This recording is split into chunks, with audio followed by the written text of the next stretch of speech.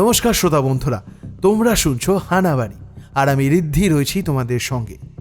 বিভিন্ন স্বাদের গল্প শুনতে অবশ্যই সাবস্ক্রাইব করুন তোমার আমার গল্পবাড়ি হানাবাড়ি। আর হানাবাড়ি মানেই শুধু ভূতুরে নয়, মাঝে মাঝেও অদ্ভুতরেও ঘটবে। নমস্কার বন্ধুরা, কেমন আছো? আশা করি সবাই ভালো আছো, সবাইকে ভালো রেখেছো। আজকে তোমাদের সামনে নিয়ে এলাম একটি সম্পূর্ণ অন্যরকম ভয়ঙ্কর ভৌতিক গল্প। স্বনামধন্য লেখিকা মীনাক্ষী সেন শর্মার কলমে নাইট ডিউটি, একটি ভয়ঙ্কর ভৌতিক গল্প। আজকে গল্প পাঠে সায়ন্তন। চলো আর দেরি না করে গল্পটা শুনে নেওয়া যাক। আর এই গল্পের শেষেও রয়েছে আজকের গল্পের প্রশ্ন, তাই গল্পটা শেষ পর্যন্ত শোনার অনুরোধ রইল।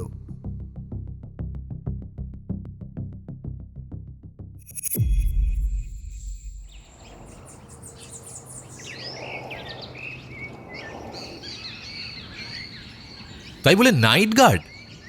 তো এতে খারাপ কি? বিয়ে পাশ করে তো বসে আছিস। রাত 10টায় এলিগেন্ট মল এমনিই বন্ধ হয়ে যায়। একটু পায়চারি করে কটা টাকা আসবে, এতে খারাপ কি? হ্যাঁ, কি বলিস? কাজটা আমি খুব স্বেচ্ছায় নিতে চাইনি। পিন্টুদাই খবরটা এনেছিল, আমি চুপচাপ শুনেছিলাম। তারপর থেকে যে যা বলে চুপচাপ শুনেই যাচ্ছি।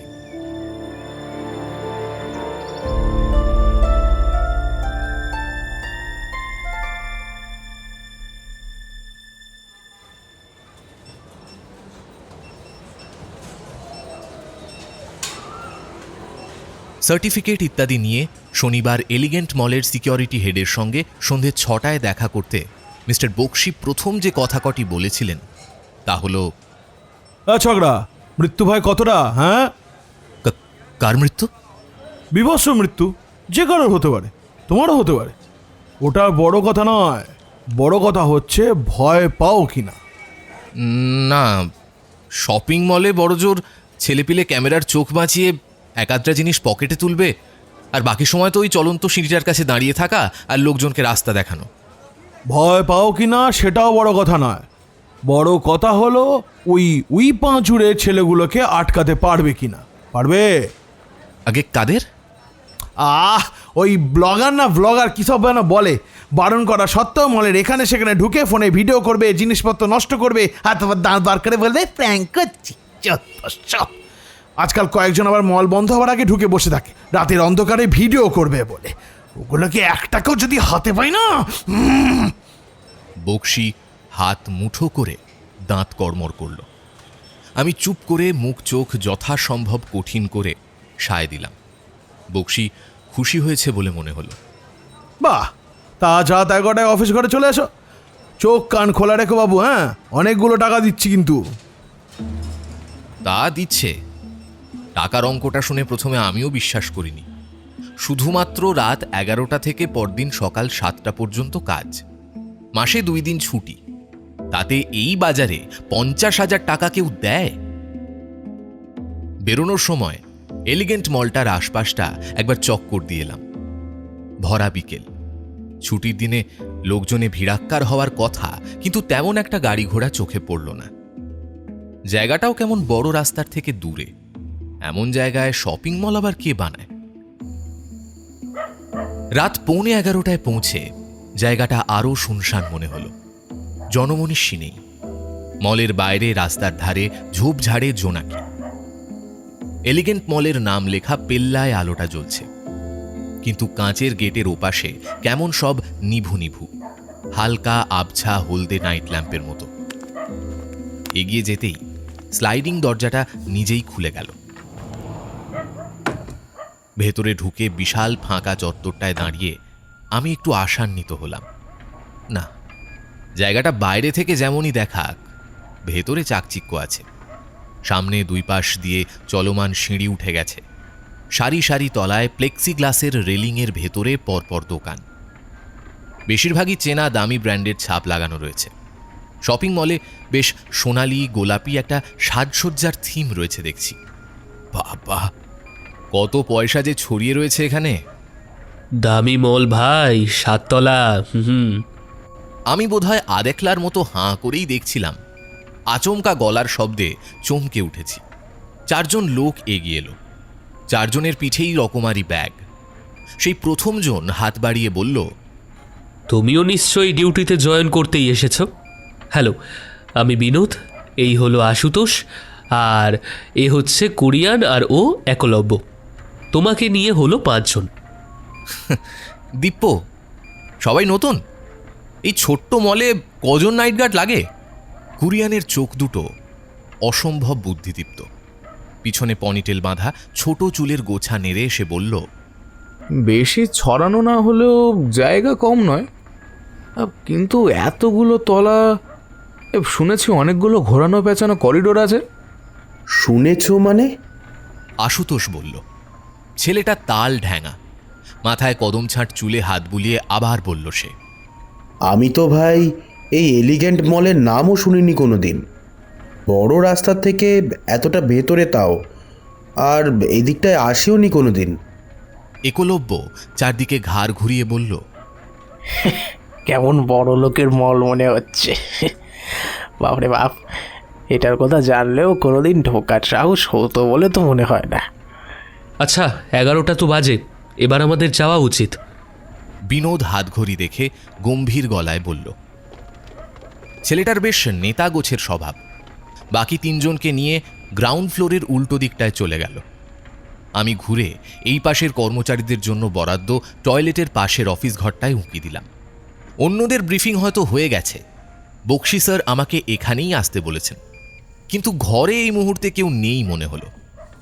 অনেকগুলো স্ক্রিনে দেখলাম শপিং মলের বিভিন্ন জায়গার ছবি দেখাচ্ছে। সামনের টেবিলে একটা মাউথপিস, টেলিফোন, আরও কত যন্ত্রপাতি। এসব সামলাবো কি করে? এগুলো দেখে আবার ঘাবড়ে যেও না জানো। পিছনে কখন মিস্টার বক্সি এসে দাঁড়িয়েছেন। এখন পরনে বিকেলের সেই ইউনিফর্ম নেই, ফিটফাট কেতাদুরস্ত শার্ট প্যান্ট। ডিউটি শেষ বোধহয়। আমি সকাল 7টায় এসে সব বুঝে নেব। তবে তোমার কাজ সেফ ঘন্টায় ঘন্টায় চক্কর লাগানো আর চোখ কান খোলা রাখা, বুঝেছো? সব ফ্লোরে আলাদা আলাদা গার্ড আছে। তোমার আজকের দায়িত্ব 3rd ফ্লোরের অফিস, মানে সার্ভেলেন্স রুম, করিডোর, হলওয়ে, স্টোরেজের ভিতরে যতটা দেখা যায় সবটাই তোমার দায়িত্ব, মনে থাকে যেন। আর হ্যাঁ, বাইরে ডান দিকে টয়লেট, ডান দিকে কফি মেশিন। যত পারো রাতভর চা খাও, ঘুমিয়ে পড়লে কাল থেকে আর আসতে হবে না। বক্সি চলে গেলে দেখলাম 11:15 বাজে। এখনই একবার টহল দিয়ে এলে তারপর সব গুছিয়ে বসা যাবে। প্রথমেই বাইরে বেরিয়ে সেই কফি মেশিনটাকে দেখে এলাম। কালো কফি, দুধ কফি, মেশিনস চয়েস কফি, সেটা আবার কি? পাশের টেবিলে ছোট এক বয়াম চিনি রাখা ছিল। তার পাশ থেকে একটা ছোট কাগজের কাপ তুলে কফির কলের তলায় পাতলাম। দেখা যাক যন্ত্রের পছন্দ কেমন হয়।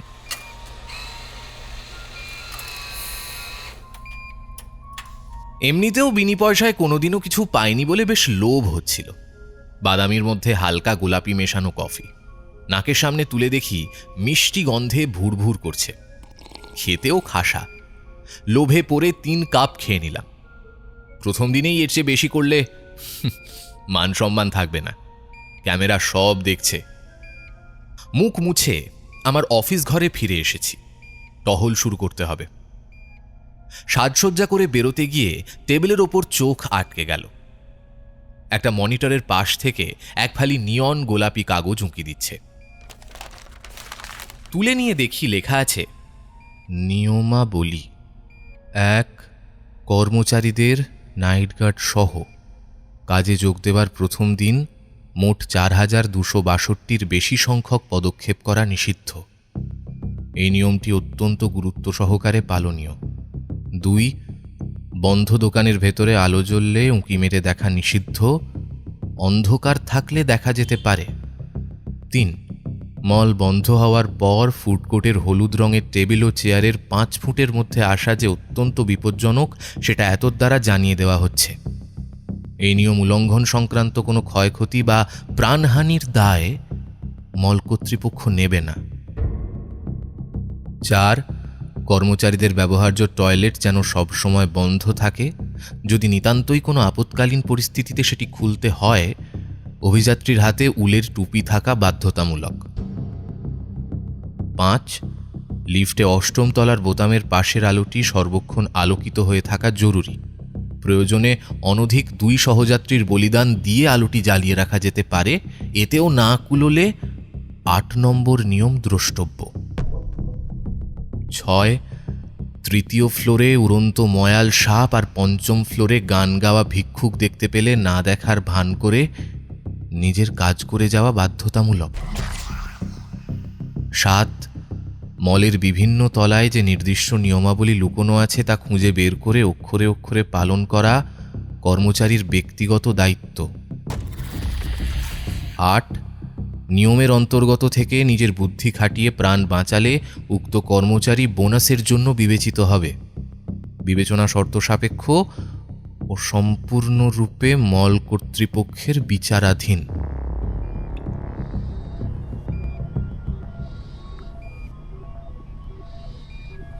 লিফলেটের তলার অংশটা ছেঁড়া। বার কয়েক পড়ে দেখলাম। কেউ রসিকতা করে ছাপিয়েছে হতে পারে। হয়তো নতুন কেউ কাজে যোগ দিলে তাকে ভড়কে দিয়ে মজা পেতে আমার সহকর্মীদেরই কীর্তি। কিন্তু এখানে মজা পাওয়ার লোকই বা কোথায়? আর সহকর্মী বলতে তো ওই নতুন 4 জন আর আমাদের বস বক্সি। লোকটাকে দেখে তো আদৌ এরকম প্ল্যান করে ইয়ার্কি মারার মানুষ বলে মনে হয় না। নাকি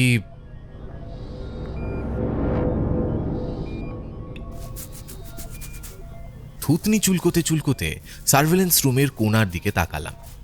এই ঘরের ছাদেও একটা সিসিটিভি ক্যামেরা লাগানো আছে। তার ফুটেজও নিশ্চয়ই রেকর্ড হয়। শিকারী নিজেও শিকার, মানে নজরদারের ওপর নজরদারি করারও ব্যবস্থা আছে। স্বাভাবিক, হাবিজাবি নিয়ম পড়ে মানার চেষ্টা করলে সেই ফুটেজগুলো নির্ঘাত খুব মজার হবে। ইন্টারনেটে তুলে দিলে লোকে দেদার দেখে ভাইরাল করবে। বক্সি কি নিজেও ব্লগার? কে জানে। পৃথিবীতে কত রকমের মানুষ আছে, হয়তো অন্য ব্লগারদের ওপর সেই জন্য এত রাগ। সামনে টেবিলের ওপরে সাজানো মস্ত 5টা মনিটরে স্ক্রিন জোড়া আরও ছোট ছোট খোপে এলিগেন্ট মলের বিভিন্ন জায়গার ছবি দেখা যাচ্ছে। তার সামনে এসে দাঁড়ালাম।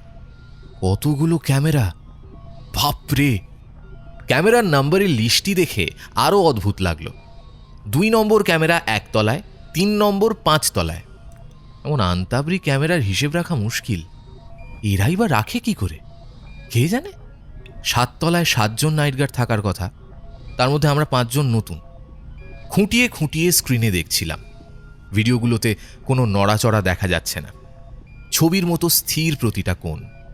এলিগেন্ট মল এই রাত 11:30টার সময় শুনশান নিথর, যেমনটা হওয়া উচিত। ভুরুটা অজান্তেই কুঁচকে গেল। ওটা কি? মনিটরের কোণায় ক্ষুদি অক্ষরে লেখা জানাচ্ছে ক্যামেরা 017। পাশে ঝোলানো ম্যাপ অনুসারে 3 তলার জুতোর দোকানটার সামনে থাকার কথা ক্যামেরাটার। একটা সুদৃশ্য কাঠের বেঞ্চের দিকে তাক করা। সেই বেঞ্চে কে যেন বসে আছে। মাথায় কালো ফেটটি, গায়ে ডোরাকাটা কম্বল ধরনের কিছু মনে হলো। একটা লোক, নাকি ওখানে কোনো মূর্তি সাজিয়ে বসানো আছে? শপিং মলটা সকাল সকাল এসে একবার ভালো করে ঘুরে না দেখার জন্য আফসোস হলো। কি আর করা, 3 তলায় যখন আমার এখতিয়ারে। কোমরের বেল্টের ভেলক্রোতে ওয়াকি টকি টর্চ, আবার থেমে গেলাম। স্ক্রিনের দিকে তাকিয়ে আছি। কম্বল জড়ানো মূর্তিটার মধ্যে কি যেন একটা সূক্ষ্ম পরিবর্তন হয়েছে। দেখতে দেখতেই ওটার গায়ে চিকচিকে কি যেন গড়িয়ে পড়তে লাগলো। গা বেয়ে বেঞ্চ ভাসিয়ে পায়ের কাছের মেঝেতে জমা হতে লাগলো জল। ফোয়ারার মতো জল গড়িয়ে পড়ছে মূর্তিটার কম্বল পা বেয়ে। আমি কি দেখছি বুঝে ওঠার আগেই ওটা একদম মানুষের কায়দায় পা মুড়ে কাত হয়ে বেঞ্চে শুয়ে পড়ল। ওটা মানুষ! বেশি কিছু না ভেবে ছুটলাম। আমাকে দাঁড়িয়ে দাঁড়িয়ে ভাবার জন্য পয়সা দেওয়া হচ্ছে না। চলমান সিঁড়িগুলো রাত্রির বেলায় বন্ধ থাকে। টপকে টপকে 3 তলায় পৌঁছনোই যেত, তাও তাড়াহুড়োয় লিফটে চড়লাম। 3 দিকের দেওয়ালে আয়না লাগানো, বেশ বড় লিফট। স্টিলের সাজসজ্জা, নরম সাদা আলো। দরজার পাশে ঝাঁ চকচকে 1 গাদা বোতাম, 8 পর্যন্ত। 8-এর বোতামটার পাশে আলো জ্বলছিল। হয়তো ছাদের পার্কো ম্যাটে যাওয়া যায়। বেশি না ভেবে 3-এর বোতামটা টিপতেই লিফট ওপরে উঠতে শুরু করেছে। টিং শব্দে দরজা খোলার সঙ্গে সঙ্গেই বেঞ্চটার দিকে ছুটলাম। হাতে ম্যাপটা রয়েছে, একটু ভয় ভয়ও করছিল, কিন্তু জুতোর দোকানের বেঞ্চটার সামনে গিয়ে আবার ফাঁপড়ে পড়ে গেলাম। এই তো সেই 017 নম্বর ক্যামেরা, চলমান সিঁড়ির দিকে তাক করানো আছে। ক্যামেরাগুলো ঘোরে নাকি? জুতোর দোকানের সামনে বেঞ্চে কেউ নেই, আর তার চেয়েও বড় কথা, ধারে কাছে কোথাও এক বিন্দু জলের চিহ্নও নেই। দাঁড়িয়ে দাঁড়িয়ে মাথা চুলকোচ্ছিলাম, আবার চমকে উঠলাম। কোমরের ওয়াকি টকিটা বেজে উঠেছে। তুলে মুখের কাছে নিতেই ওই পাশ থেকে আওয়াজ এলো। কোরিয়ান বলছি দীপ্য, শুনতে পাচ্ছ? ওভার। পাচ্ছি, ওভার। বলছি, তুমি কি এই মুহূর্তে শাড়ির দোকানটার ভেতরে ঢুকলে, ওই দোতলায়? ওভার। না তো, আমি তো 3 তলায়, জুতোর দোকানের সামনে। ওভার। একবার রেলিংয়ের কাছে এসে ঝোঁকো তো। ওভার। কোরিয়ানের গলায় স্পষ্ট সন্দেহ। আমি হেঁটে কাঁচের রেলিং ঘেরা এসকেলেটরের কাছে এসে নিচে ঝুঁকলাম। পরপর সব কটা তলা এই বিশাল ফাঁকা জায়গাটা দিয়ে দেখা যাচ্ছে, নিচে এবং ওপরে। আমি নিচের দিকে তাকাতেই কোরিয়ান দোতলার রেলিংয়ের কাছ থেকে হাত নাড়ালো। এ অদ্ভুত তো, আমি নিজের চোখে তোমাকে শাড়ির দোকানে ঢুকতে দেখেছি। ভাবলাম চাবি বা কোথায় পেলে? তাছাড়া আমার ফ্লোর এটা। ওভার। আমি নিচে যাব। ওভার। এই নিস্তব্ধ এত বড় জায়গাটায় কাছাকাছি দাঁড়িয়েও আমরা ওয়াকি টকিতে কথা বলে চলেছি, চেঁচিয়ে সরাসরি কথা বলতে বাধছে। দরকার নেই, আমি দোকানটা একবার ঢুকে দেখছি। তোমরা সবাই তো সবই শুনতে পাচ্ছ। প্রয়োজন হলে চলে আসতে বলে দেবো, কেমন? সবাই লাইনে থাকো। ওভার। দোতলার শাড়ির দোকানটা এখান থেকে দেখা যাচ্ছে। কোরিয়ান দৃপ্ত ভঙ্গিতে সেদিকে চলে গেল। এতক্ষণে আমার খেয়াল হলো আমাদের কথোপকথন বাকি 3 বা 5 জন শুনেছে, সাড়া দেয়নি শুধু। ওপর দিকে তাকালাম। 4 তলা থেকে বিনোদ আর 6 তলা থেকে একলব্য হাত নাড়ল। 5 তলার রেলিং ধরে বীরের কায়দায় আশুতোষ দাঁড়িয়ে আছে। ছেলেটা বিশাল দেহী, পেটানো স্বাস্থ্য। আমরা 5 জন 2 থেকে 6 তলায়। 1 তলায় আর 7 তলায় কারা আছে? কাউকে দেখলাম না। কোরিয়ান শাড়ির দোকানের পেল্লাই কাঁচের পাল্লাটার সামনে গিয়ে দাঁড়িয়েছে। কাঁচের ভেতরে কয়েকটা মুন্ডু ছাড়া ম্যানিকুইনে দামি ঝকমকে শাড়ি জড়ানো। দোকানের ভেতরে অতি কম পাওয়ারের একটা হলদেটে আলো জ্বলছে। কোরিয়ান একটু থেমে কাঁচের পাল্লার সোনালি হাতলে হাত রাখল। আমি স্পষ্টভাবে দেখলাম ভেতরের আলোটা একবার দপ করে কমেই আবার আগের মতো হয়ে গেল। সেই আলোর গন্ডগোলে মনে হলো পাশে দাঁড়ানো মুন্ডুহীন ম্যানিকুইনগুলো সব কটাই যেন একটু নড়ে উঠে নতুন ভঙ্গিতে দাঁড়ালো। খুব বেশি নয়, অল্প পরিবর্তন। আমি কি ভুল দেখলাম? নিশ্চয়ই ভুল দেখেছি। চোখটা পিটপিট করে নিয়ে দেখি কোরিয়ান কেমন থমকে আছে, যেন ও কিছু টের পেয়েছে।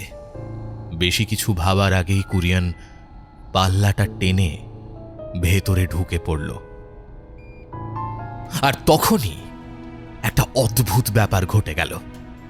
দোকানের ভেতরে লাইটটা ঝপ করে নিভে গেছে হঠাৎ, কিন্তু তাহলেও ভেতরে ওরকম অন্ধকার হবে কি করে? শপিং মলের দোকান, মেঝে থেকে ছাদ পর্যন্ত স্রেফ কাঁচের দেওয়াল, বাইরের আলো দিব্যি জ্বলছে, অথচ দোকানটাকে দেখে মনে হচ্ছে ওই জায়গায় একটা নিরেট অন্ধকার দেওয়াল বসিয়ে দিয়েছে কেউ। কাঁচে বাইরের আলোর প্রতিফলন নেই, এমনকি সামনের শাড়ি পরা পুতুলগুলোকেও দেখা যাচ্ছে না। যেন যেখানে কিছুক্ষণ আগে দোকানটা ছিল, এখন সেখানে সব আলো শুষে নেওয়া এক বাক্স অন্ধকার বসে আছে। এক রাশ নিটোল অন্ধকার যেন কোরিয়ান নামের ছেলেটাকে গপ করে গিলে নিল। হতভম্ব হয়ে দাঁড়িয়ে রইলাম। বাকি 3 জন যেদিকে দাঁড়িয়ে আছে সেখান থেকে হয়তো দোকানটা সোজাসুজি দেখা না গেলেও আমি সব দেখতে পাচ্ছি। কি দেখছি এত দূর থেকে বুঝতেও পারছি না। সবচেয়ে কাছের ক্যামেরাটা আমার দিকে তাক করা। অফিস ঘরে গিয়ে দোতলার ফুটেজ চেক করব? ক্যামেরার দিকে একবার তাকিয়ে ওয়াকি টকিটাকে মুখের কাছে নিয়ে বললাম, কুরিয়ান, দীপ্য বলছি, শুনতে পাচ্ছ? কুরিয়ান, ওভার। বিনোদ বলছি। দীপ্য, এনি প্রবলেম? ওভার। আরে ওইদিকে লাইটগুলোতে সমস্যা হয়েছে কিছু, কুরিয়ানকে আর দেখতে পাচ্ছি না, আওয়াজও নেই কোনো। বিপদে পড়লো কি না? ওভার। তুমি দোতলার কাছে আছো, একবার দেখে এসো। ওভার। আমি এসকেলেটরের দিকে এগোলাম। সবাই আমাকে দেখতে পাচ্ছে। বন্ধ এসকেলেটর দিয়েই ঝটপট নিচে নেমে যাওয়া যায়, দলছুট হয়ে লিফটে উঠতে হবে না। মানতে বাধা নেই, উত্তেজনার মধ্যেও ভয় করছিল। এগোতে যাব, ওয়াকি টকিটা করকর করে উঠল।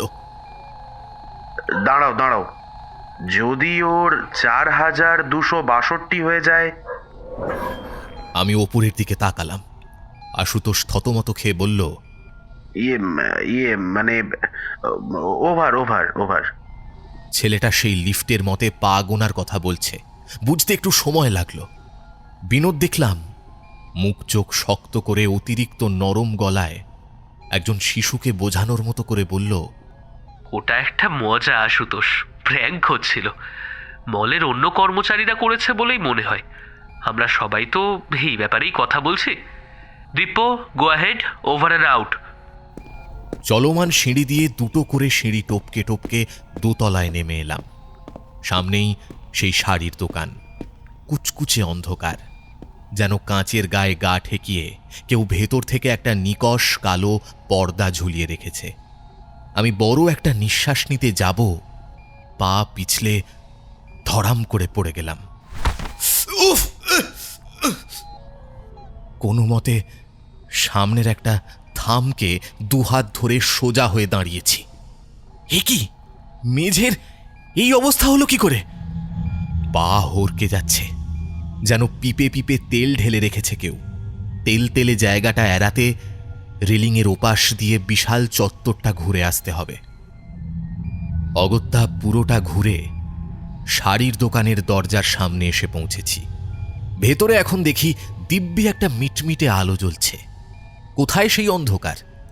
দীপ্য, এদিকে একটু হেল্প করো না। আরে একটু হেল্প করো তো। কুরিয়ানের গলা। আমি চারিদিকে তাকাতে তাকাতে বললাম, কুরিয়ান কোথায়? আরে এইদিকে এইদিকে। আরে ভেতরে আটকে গেছি আমি। একটু হেল্প করো না ভাই। উফ! গলাটা দোকানের ভেতর থেকে আসছে। আমি নাকটাকে কাঁচে ঠেকিয়ে দুহাত জড়ো করে ভেতরে দেখতে চেষ্টা করলাম। এত বড় জায়গাটার এদিকে ওদিকে ম্যানিকুইন র্যাক সাজিয়ে পায়ে চলার খালি রাস্তাটাকে আঁকা বাঁকা করে রেখেছে। আলো আধারিতে কুরিয়ানকে খুঁজে পেলাম না। এই যে ভেতরে একটা শেলফের পাশে টিমটিমে ওভারহেড ল্যাম্পের তলায় একজন হাত নাড়ল। আবছা দেখে কুরিয়ানের আদলি লেগেছিল। আরে কি আশ্চর্য! আরে দেখো দীপ্য, এসব কি করছো? আরে আমি এইদিকে। কোনো বিপদ হয়েছে নাকি? আমার কাছে তো কোনো অস্ত্রও নেই। আমি ভালো করে দেখার চেষ্টা করলাম। কুরিয়ান একটা মোটা ফিতের মতো কি যেন তুলে দেখাচ্ছে। ফিতের রোলটা তার পায়ের কাছে পড়ে আছে। তার ভাবে ভঙ্গিতে কি ছিল আমি আর কিছু ভাবার আগেই কাঁচের দরজা ঠেলে দোকানের ভেতরে ঢুকে পড়লাম। কনকনে ঠান্ডা এসির মধ্যে দিয়ে হাঁটতে হাঁটতে ভাবছিলাম, বদ্ধ ঘর, এত তাড়াতাড়ি ঠান্ডা হলো কি করে? ছেলেটা হঠাৎ আর একদম নড়ছে না, ফিতেটা তুলে ধরেই আছে। অন্য হাতে ফিতের ফাঁস জড়ানো। লক্ষ্য করলাম ফিতেটা ওর গলায় কয়েক পা জড়িয়ে কনুই বেড় দিয়ে নেমেছে। মুখে উচ্ছ্বাসহীন হাসি, একটা ছবির মতো হাসি, ছবির মতোই নিষ্পন্দ। কুরিয়ানের চোখ বিস্ফারিত, চোখের পলক পড়ছে না। আমি হুড়োহুড়ি করে একদম তার সামনে পৌঁছতেই দুম করে ওভারহেড লাইটটা নিভে গেল। আমার সামনে আশপাশ থেকে সব মুহূর্তে উবে গিয়ে সদ্য মোছা কালো স্লেটের মতো অন্ধকার হয়ে গেছে।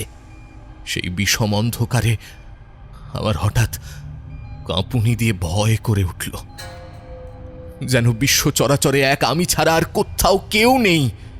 বাইরে আলো আছে, অথচ শপিং মলের একটা দোকান এত অন্ধকার হয় কি করে? কুরিয়ান, কুরিয়ান! আমি কাঁপা হাত বাড়ালাম। ছেলেটা আমার এক হাতের মধ্যেই দাঁড়িয়ে আছে, দাঁড়িয়ে ছিল। আমার হাত এক মুঠো অন্ধকারকে আঁকড়ানোর ব্যর্থ চেষ্টা করে ফিরে এলো। কোথায় কুরিয়ান? আধারে চোখ সয়ে এসেছিল বোধহয়। চারদিকে ভয় ভয় তাকাতে তাকাতে ওপরের দিকে মুখ তুলে চোখ আটকে গেল। প্রায় দোতলার সমান উঁচুতে সিলিং, সেই ছাদ থেকে কালোর মধ্যে আরো গভীর কালো কি একটা নড়ছে। দীপ, চোখ কুঁচকে কি দেখছি তা ঠিক মাথায় বসাতে পারলাম না। আবছা দেখছি ছাদ থেকে ঝুলছে একটা লোক। ঠিক ঠিক ঠিক ঝুলছে না, ছাদে পা ঠেকিয়ে উল্টো হয়ে দাঁড়িয়ে আছে। লোকটা আমার দিকে মুখ তুলে না নামিয়ে আবার বলল, দীপ, তুমি ওইখানে গেলে কি করে? কুরিয়ানের গলাটা শেষের দিকে কেঁপে গিয়েছিল, আমি নিশ্চিত করে বলতে পারি। তারপর সে হাতে ধরা ফিতের রোলটা ওপর নাকি নিচের দিকে ছুঁড়ে দিল। আমার মাথায় টপ করে কি একটা পরেই আমার গলা, কাঁধ, হাত জড়িয়ে গড়িয়ে খুলে আমার পায়ের কাছে এসে পড়ল। কাঁধে টান পড়ছে, ফিতেটা আষ্টে পৃষ্ঠে আমার গলায় বসে যাচ্ছে। আমি ছটফট করে হাত পা ছুড়ে বাঁধন থেকে বেরোনোর চেষ্টা করে যাচ্ছিলাম। দু হাত দিয়ে ক্রমশ কেটে বসতে থাকা খড়খড়ে কাপড়ের ফিতেটা খোলার জন্য আপ্রাণ কসরত করে যাচ্ছি। হঠাৎ টক টক করে কয়েকটা আওয়াজ হলো, কেউ টোকা দিচ্ছে। মুখ তুলে দেখি দূরে দোকানে ঢোকার দরজার পাশে কাঁচের বাইরে একটা চেনা লোকের অবয়ব দেখা যাচ্ছে। এই কুরিয়ান, কুরিয়ান, কুরিয়ান, এদিকে এদিকে একটু হেল্প কর না, একটু হেল্প কর তো। আমি প্রাণপণে গলা তুলে চিৎকার করছি। লোকটা অন্ধের মতো চারদিকে তাকাতে তাকাতে বলল, দীপ, এই দীপ, কোথায় তুমি? আরে এদিকে এদিকে এদিকে, আমি ভেতরে, আরে আরে আটকে গেছি, একটু হেল্প কর না ভাই। উফ! কোনো রকমে দম জোগাড় করতে করতে বললাম। গলাটা নিজের কানেই কেমন যেন বিকৃত শোনালো। নিঃশ্বাস আটকে যাচ্ছে, অথচ জায়গা ছেড়ে নড়তে পারছি না। ফিতেটা পায়েও জড়িয়ে গেছে। লোকটা দু হাত চোখের কাছে এনে গোল করে কাঁচের ভেতর দিয়ে কিছু দেখার চেষ্টা করছে। আরে এই যে, আমি কুরিয়ানের দৃষ্টি আকর্ষণ করতে হাত নাড়ালাম। আবছা দেখে কুরিয়ানের আদলই লেগেছিল। কুরিয়ান বোধহয় আমাকে দেখতে পেয়েছে। অবাক কাণ্ড, ফিতেটা যেন সেটা টের পেল। আর টের পেয়ে গলার ফাঁসগুলো আমার থুতনি বেয়ে উঠে আমার নাকে মুখে জড়িয়ে যাচ্ছে। চোখের সামনে সেটাকে দেখতে পেয়েই অত কষ্টের মধ্যেও থমকে গেলাম। এটা কি? কাপড়ের ফিতেটা বোধহয় দামি কোনো কাপড়ের। তার খড়খড়ে কালচে নীল গায়ে কারো ছবি আঁকা। আমি স্পষ্ট দেখতে পাচ্ছি। কিভাবে দেখতে পাচ্ছি? আলো তো জ্বলেনি। কালো নীল রেশমি ফিতের এক পিঠে পরপর ক্যামেরার রিলের মতো ছবি, একই ছবি, আমার ছবি, আমার আতঙ্কে বিকৃত চোখ মুখের ছবি। গাটা হিম ঠান্ডা হয়ে এলো। কুরিয়ান এখন আসছে না কেন? হ্যাঁ, কুরিয়ান এখন আসছে না কেন? কাঁচের ওপাশে দাঁড়িয়ে কি ভাবছে এত ছেলেটা? কি আশ্চর্য! আরে কুরিয়ান, এসব কি? ছেলেটা কি ভেবে কাঁচের দরজাটা ঠেলে খুলল। দোকানের ভেতরে একটাও আলো জ্বলছে না, অথচ আমি এখন সব স্পষ্ট দেখতে পাচ্ছি। মানুষের চোখ সয়ে গেলেও অন্ধকারে এতটা দেখতে পায় কি? তবু একটা মানুষ আসছে, সাহায্য করতে আসছে। আমার মুখে বোধহয় অজান্তেই একটা স্বস্তির আকুল হাসি ফুটে উঠেছিল। হাসিটা মুখেই রয়ে গেল আমার। ওটা কুরিয়ান, সত্যি ওটা কুরিয়ান তো? তাহলে ওর চলাফেরা এত কাট কাট কেন? এত অস্বাভাবিক ধীর গতিতে কেউ কি কারোর দিকে সাহায্যের হাত বাড়াতে আসতে পারে? ওর শরীরের অঙ্গ প্রত্যঙ্গগুলো বড় বেশি গন্ডগোলে ঠেকছে না? কনুইটা, হাঁটুর হাড়টা বেখাপ্পাভাবে উঁচুতে, হাত পায়ের ওপরের অংশের তুলনায় নিচের হাড়গুলো যেন বড্ড অস্বাভাবিক লম্বা, শিকারী জন্তুর মতো। ছেলেটা ওটা একদম আমার সামনে এসে থেমেছে। আমি কাঠ হয়ে দাঁড়িয়ে আছি। হুট করে আমার মাথার উপরের লাইটটা জ্বলে উঠল। আমার চোখ ধাঁধিয়ে গিয়েছিল, কিন্তু আমার সামনে দাঁড়ানো জীবটা কেমন অন্ধের মতো ওপরের দিকে তাকিয়ে ভয় পাওয়ার ভান করল, যেন হঠাৎ করে সে আর কিচ্ছু দেখতে পাচ্ছে না। হয়তো এরা আলোতে দেখতে পায় না। কথাটা ভাবতেই আমার গায়ে কাঁটা দিয়ে উঠল। এরা কারা? ওটা আচমকাই অন্ধের মতো থাবা বাড়িয়ে আমার সামনের বাতাস কেটে আমাকে ছোঁয়ার চেষ্টা করছে। আমি যথাসম্ভব পেছনে হেলে রইলাম। থাবাটা আমাকে আঁকড়ানোর ব্যর্থ চেষ্টা করে ফিরে গেল। আমি তীব্র এসির মধ্যেও দরদর করে ঘামছি। খেয়াল করলাম আমার কানের পেছন দিয়ে হিম শীতল ঘামের ফোঁটা বেয়ে নামছে। ঘামতে ঘামতে প্রচণ্ড শীত করছিল আমার। আমার সামনের জিভটা পাথরের মূর্তির মতো স্থির হয়ে আছে এখন। দৃষ্টি ছাদের দিকে। টিকটিকি যেমন শ্যামা পোকার দিকে তাকিয়ে থাকে, ভয়ে ভয়ে ঘাড় না তুলে আর চোখে ওপরের দিকে তাকাতে গিয়ে মাথায় একটা প্রশ্ন এলো। আচ্ছা, জিনিসটা কি এখন দেখতে পাচ্ছে? মুখ নামালেই আমাকেও দেখতে পাবে নিশ্চয়ই। ওপরের দিকে তাকালাম। সিলিং নাকি ঝকঝকে কাঁচ? সেই টলটলে নিষ্পন্দ জলের মতো কাঁচের ছাদে আমাদের দুজনের ছায়া পড়েছে। সবই ঠিক আছে, কিন্তু একটু গন্ডগোল। যেখানে আমার ছায়া পড়া উচিত, আমার মাথার ঠিক ওপরে, সেখানে কুরিয়ানের ছায়া। কুরিয়ানের ছায়া আমার দিকে তাকিয়ে আছে। তার চোখে মুখে ধীরে ধীরে বিভ্রান্তি বিস্ময় পেরিয়ে আতঙ্ক ঘনিয়ে আসছে। স্পষ্ট পর পর দেখতে পেলাম সিলিংয়ের আয়নায় তার পাশেই দাঁড়িয়ে আছি আমি, আর আমার প্রতিবিম্ব মেঝেতে দাঁড়ানো কুরিয়ানের রূপ ধরা প্রাণীটার মাথার ওপরে। আমার প্রতিচ্ছবিও তাকিয়ে আছে আমার দিকে তেরচা করে, তার চোখ কৌতূহল আর কৌতুকে মাখামাখি। সবাই আমার দিকেই তাকিয়ে কেন? না চাইতেও ঘাড় না ঘুরিয়ে আর চোখে পাশের দিকে তাকিয়েছিলাম। দেখি নকল কুরিয়ান এখনো ঠায় ওপর দিকে তাকিয়ে নিজের প্রতিচ্ছবিকে লক্ষ্য করছে। আমি তাকিয়ে থাকতেই সে হাসল। ওপরের দিকে তাকালাম। ছাদের কুরিয়ান কি অদ্ভুত চোখে আমার দিকে তাকিয়ে আছে। আয়নার ছায়া কি আয়নার বাইরে, আয়নার ওপরে দাঁড়িয়ে থাকে, উল্টো হয়ে ঝোলে?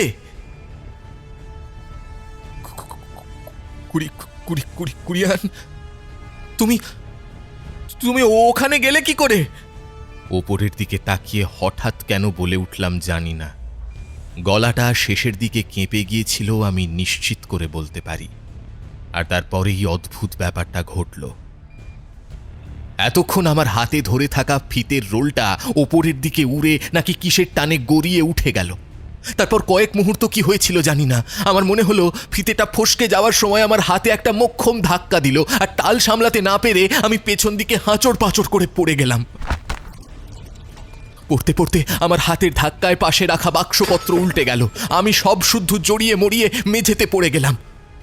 মাথায় ওলট পালট হচ্ছিল, চোখ খুলতে পারছিলাম না। বোঁ বোঁ করে মাথা ঘোরার মধ্যেই মনে হলো যেন সারা শরীরে কিসের একটা টানের হেরফের হলো। বন্ধ চোখের পাতার ওপর আলোর তারতম্য বুঝতে পেরে অনেক কষ্টে চোখের পাতা ফাঁক করেছিলাম। যা দেখলাম তাতে মাথাটা আরেকবার ঘুরে গেল। আমি শুয়ে নেই তো, দিব্যি দাঁড়িয়ে আছি দোকানের বাইরে, সেই থামটার পাশে। দেখি থামের তলা থেকে নিয়ন গোলাপি কি একটা বের হয়ে আছে। কাছে গিয়ে দেখি একটা কাগজের কোনা দেখা যাচ্ছে, থামের তলায় চাপা পড়া, যেন এই মস্ত থামটা কোনোভাবে কাগজটার ওপর ধপ করে এসে পড়েছে। কাঁপা হাতে টান দিতেই কাগজটা আলগোছে পিছলে বেরিয়ে হাতে চলে এলো। দেখি তাতে বড় বড় কালো হরফে লেখা, এলিগেন্ট মল, 2nd ফ্লোর। দু চোখে যা দেখা যায় তা সত্য বলে মল কর্তৃপক্ষ দাবি করছে না। কি মনে হলো, বাঁ চোখের ওপর হাত দিয়ে বন্ধ করে ডান চোখ দিয়ে চারিদিকে তাকালাম। এ কি, গোটা দোতলাটা ঘুটঘুটে অন্ধকার।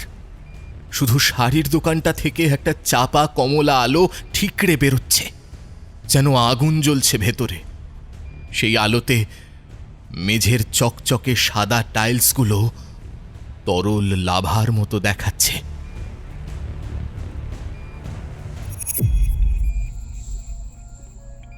দীপ্য, এই দীপ্য, কি ব্যাপার? Kurian, any problem? শরীর টরীর খারাপ করছে নাকি? বেঞ্চে শুয়ে আছো যে? অবাক হয়ে দেখি যে একটা বেঞ্চে হাঁটু মুড়ে কাত হয়ে শুয়ে আছি। সারা গা ঘামে জবজব করছে। সামনেই সেই শাড়ির দোকান। হুড়মুড়িয়ে উঠে বসলাম। কুরিয়ান চোখ সরু করে তাকিয়ে আছে। দোকানটার দিকে হতবাক হয়ে চাইছি দেখে ছেলেটা আরো অবাক হয়ে বলল, এই দীপ্য, আরে কিছু দেখেছো নাকি ওখানে? এছাড়া তোমার ফ্লোর ছেড়ে চলে এলে যে? আরে বক্সি স্যার বারণ করেছিলেন না? কি যে করো!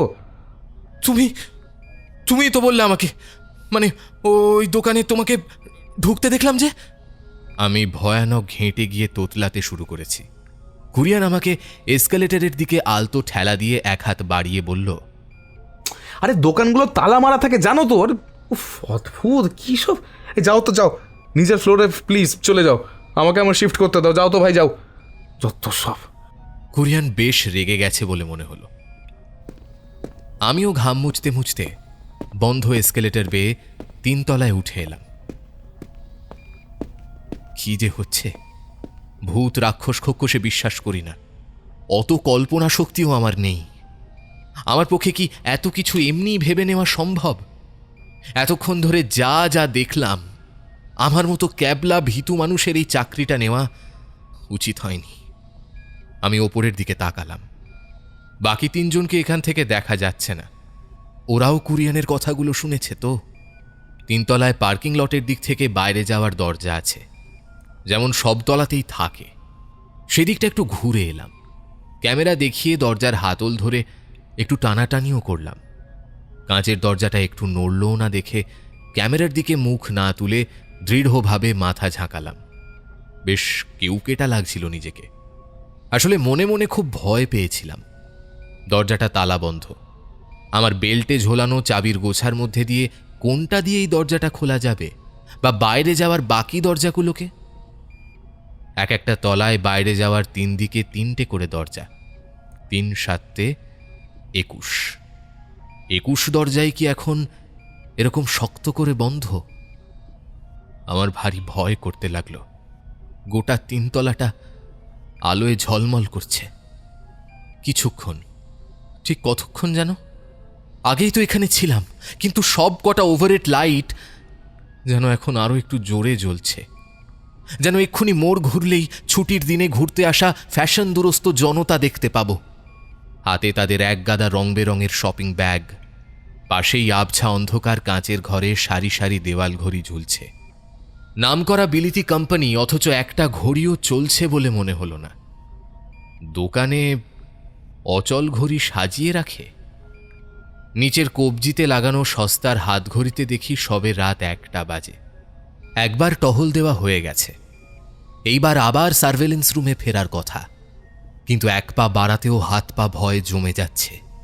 এত বড় বড় আলোর মধ্যে এত বড় একটা ফাঁকা জায়গায় নিজেকে ম্যাগনিফাইং গ্লাসের তলায় ধরা পড়া সুরসুরি পিঁপড়ের মতো ঠেকছিল। কোনো রকমে পা টেনে টেনে লিফটের সামনে এসে দাঁড়ালাম। লিফট 5 তলায় দাঁড়িয়ে আছে। লক্ষ্য করলাম ওপরে নিচে যাওয়ার দুটো বোতামই জ্বলছে। আমার আগেই কেউ লিফটটাকে ডেকেছে ওপরে এবং নিচে যাওয়ার জন্য। সাবধানে বোতাম লাগানো দেওয়ালে পিঠ ঠেকিয়ে চারদিকে দেখলাম সেই ভ্লগাররা কেউ। এখান থেকে বোঝার উপায় নেই এত বড় ফ্লোরে কেউ লুকিয়ে আছে কিনা। চারদিকে আরেকবার ভয় ভয় চোখ বোলালাম। সেই অদৃশ্য ভিড়টা যেন আমার আশেপাশেই রয়েছে, ঘুরছে ফিরছে, আমার দিকে লক্ষ্য রাখছে। পেছনে টং করে লিফটে এসে দরজা খুলে গিয়েছিল। তখনও বাইরের দিকে তাকাতে তাকাতে লিফটে উঠে প্রায় চেঁচিয়েই উঠেছিলাম।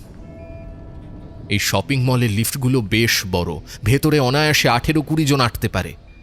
লিফটের একপাশে সাদা চাদর মুড়ি দিয়ে কাকে যেন শোয়ানো আছে, মাথা মুখ ঢাকা। চেঁচিয়ে উঠতে গিয়েও একটা বড় শ্বাস নিয়ে নিজেকে সংযত করলাম। সেই প্র্যাঙ্ক ব্লগাররা নির্ঘাত ডেড বডি সেজে ভয় দেখানো। দাঁড়া, মজা দেখাচ্ছি। আমি না চেঁচিয়েই বোধহয় বুঝে গেছি সেই মরা সেজে পড়ে থাকা লোকটা মরিয়া হয়ে এবার একটু একটু নড়তে শুরু করেছে।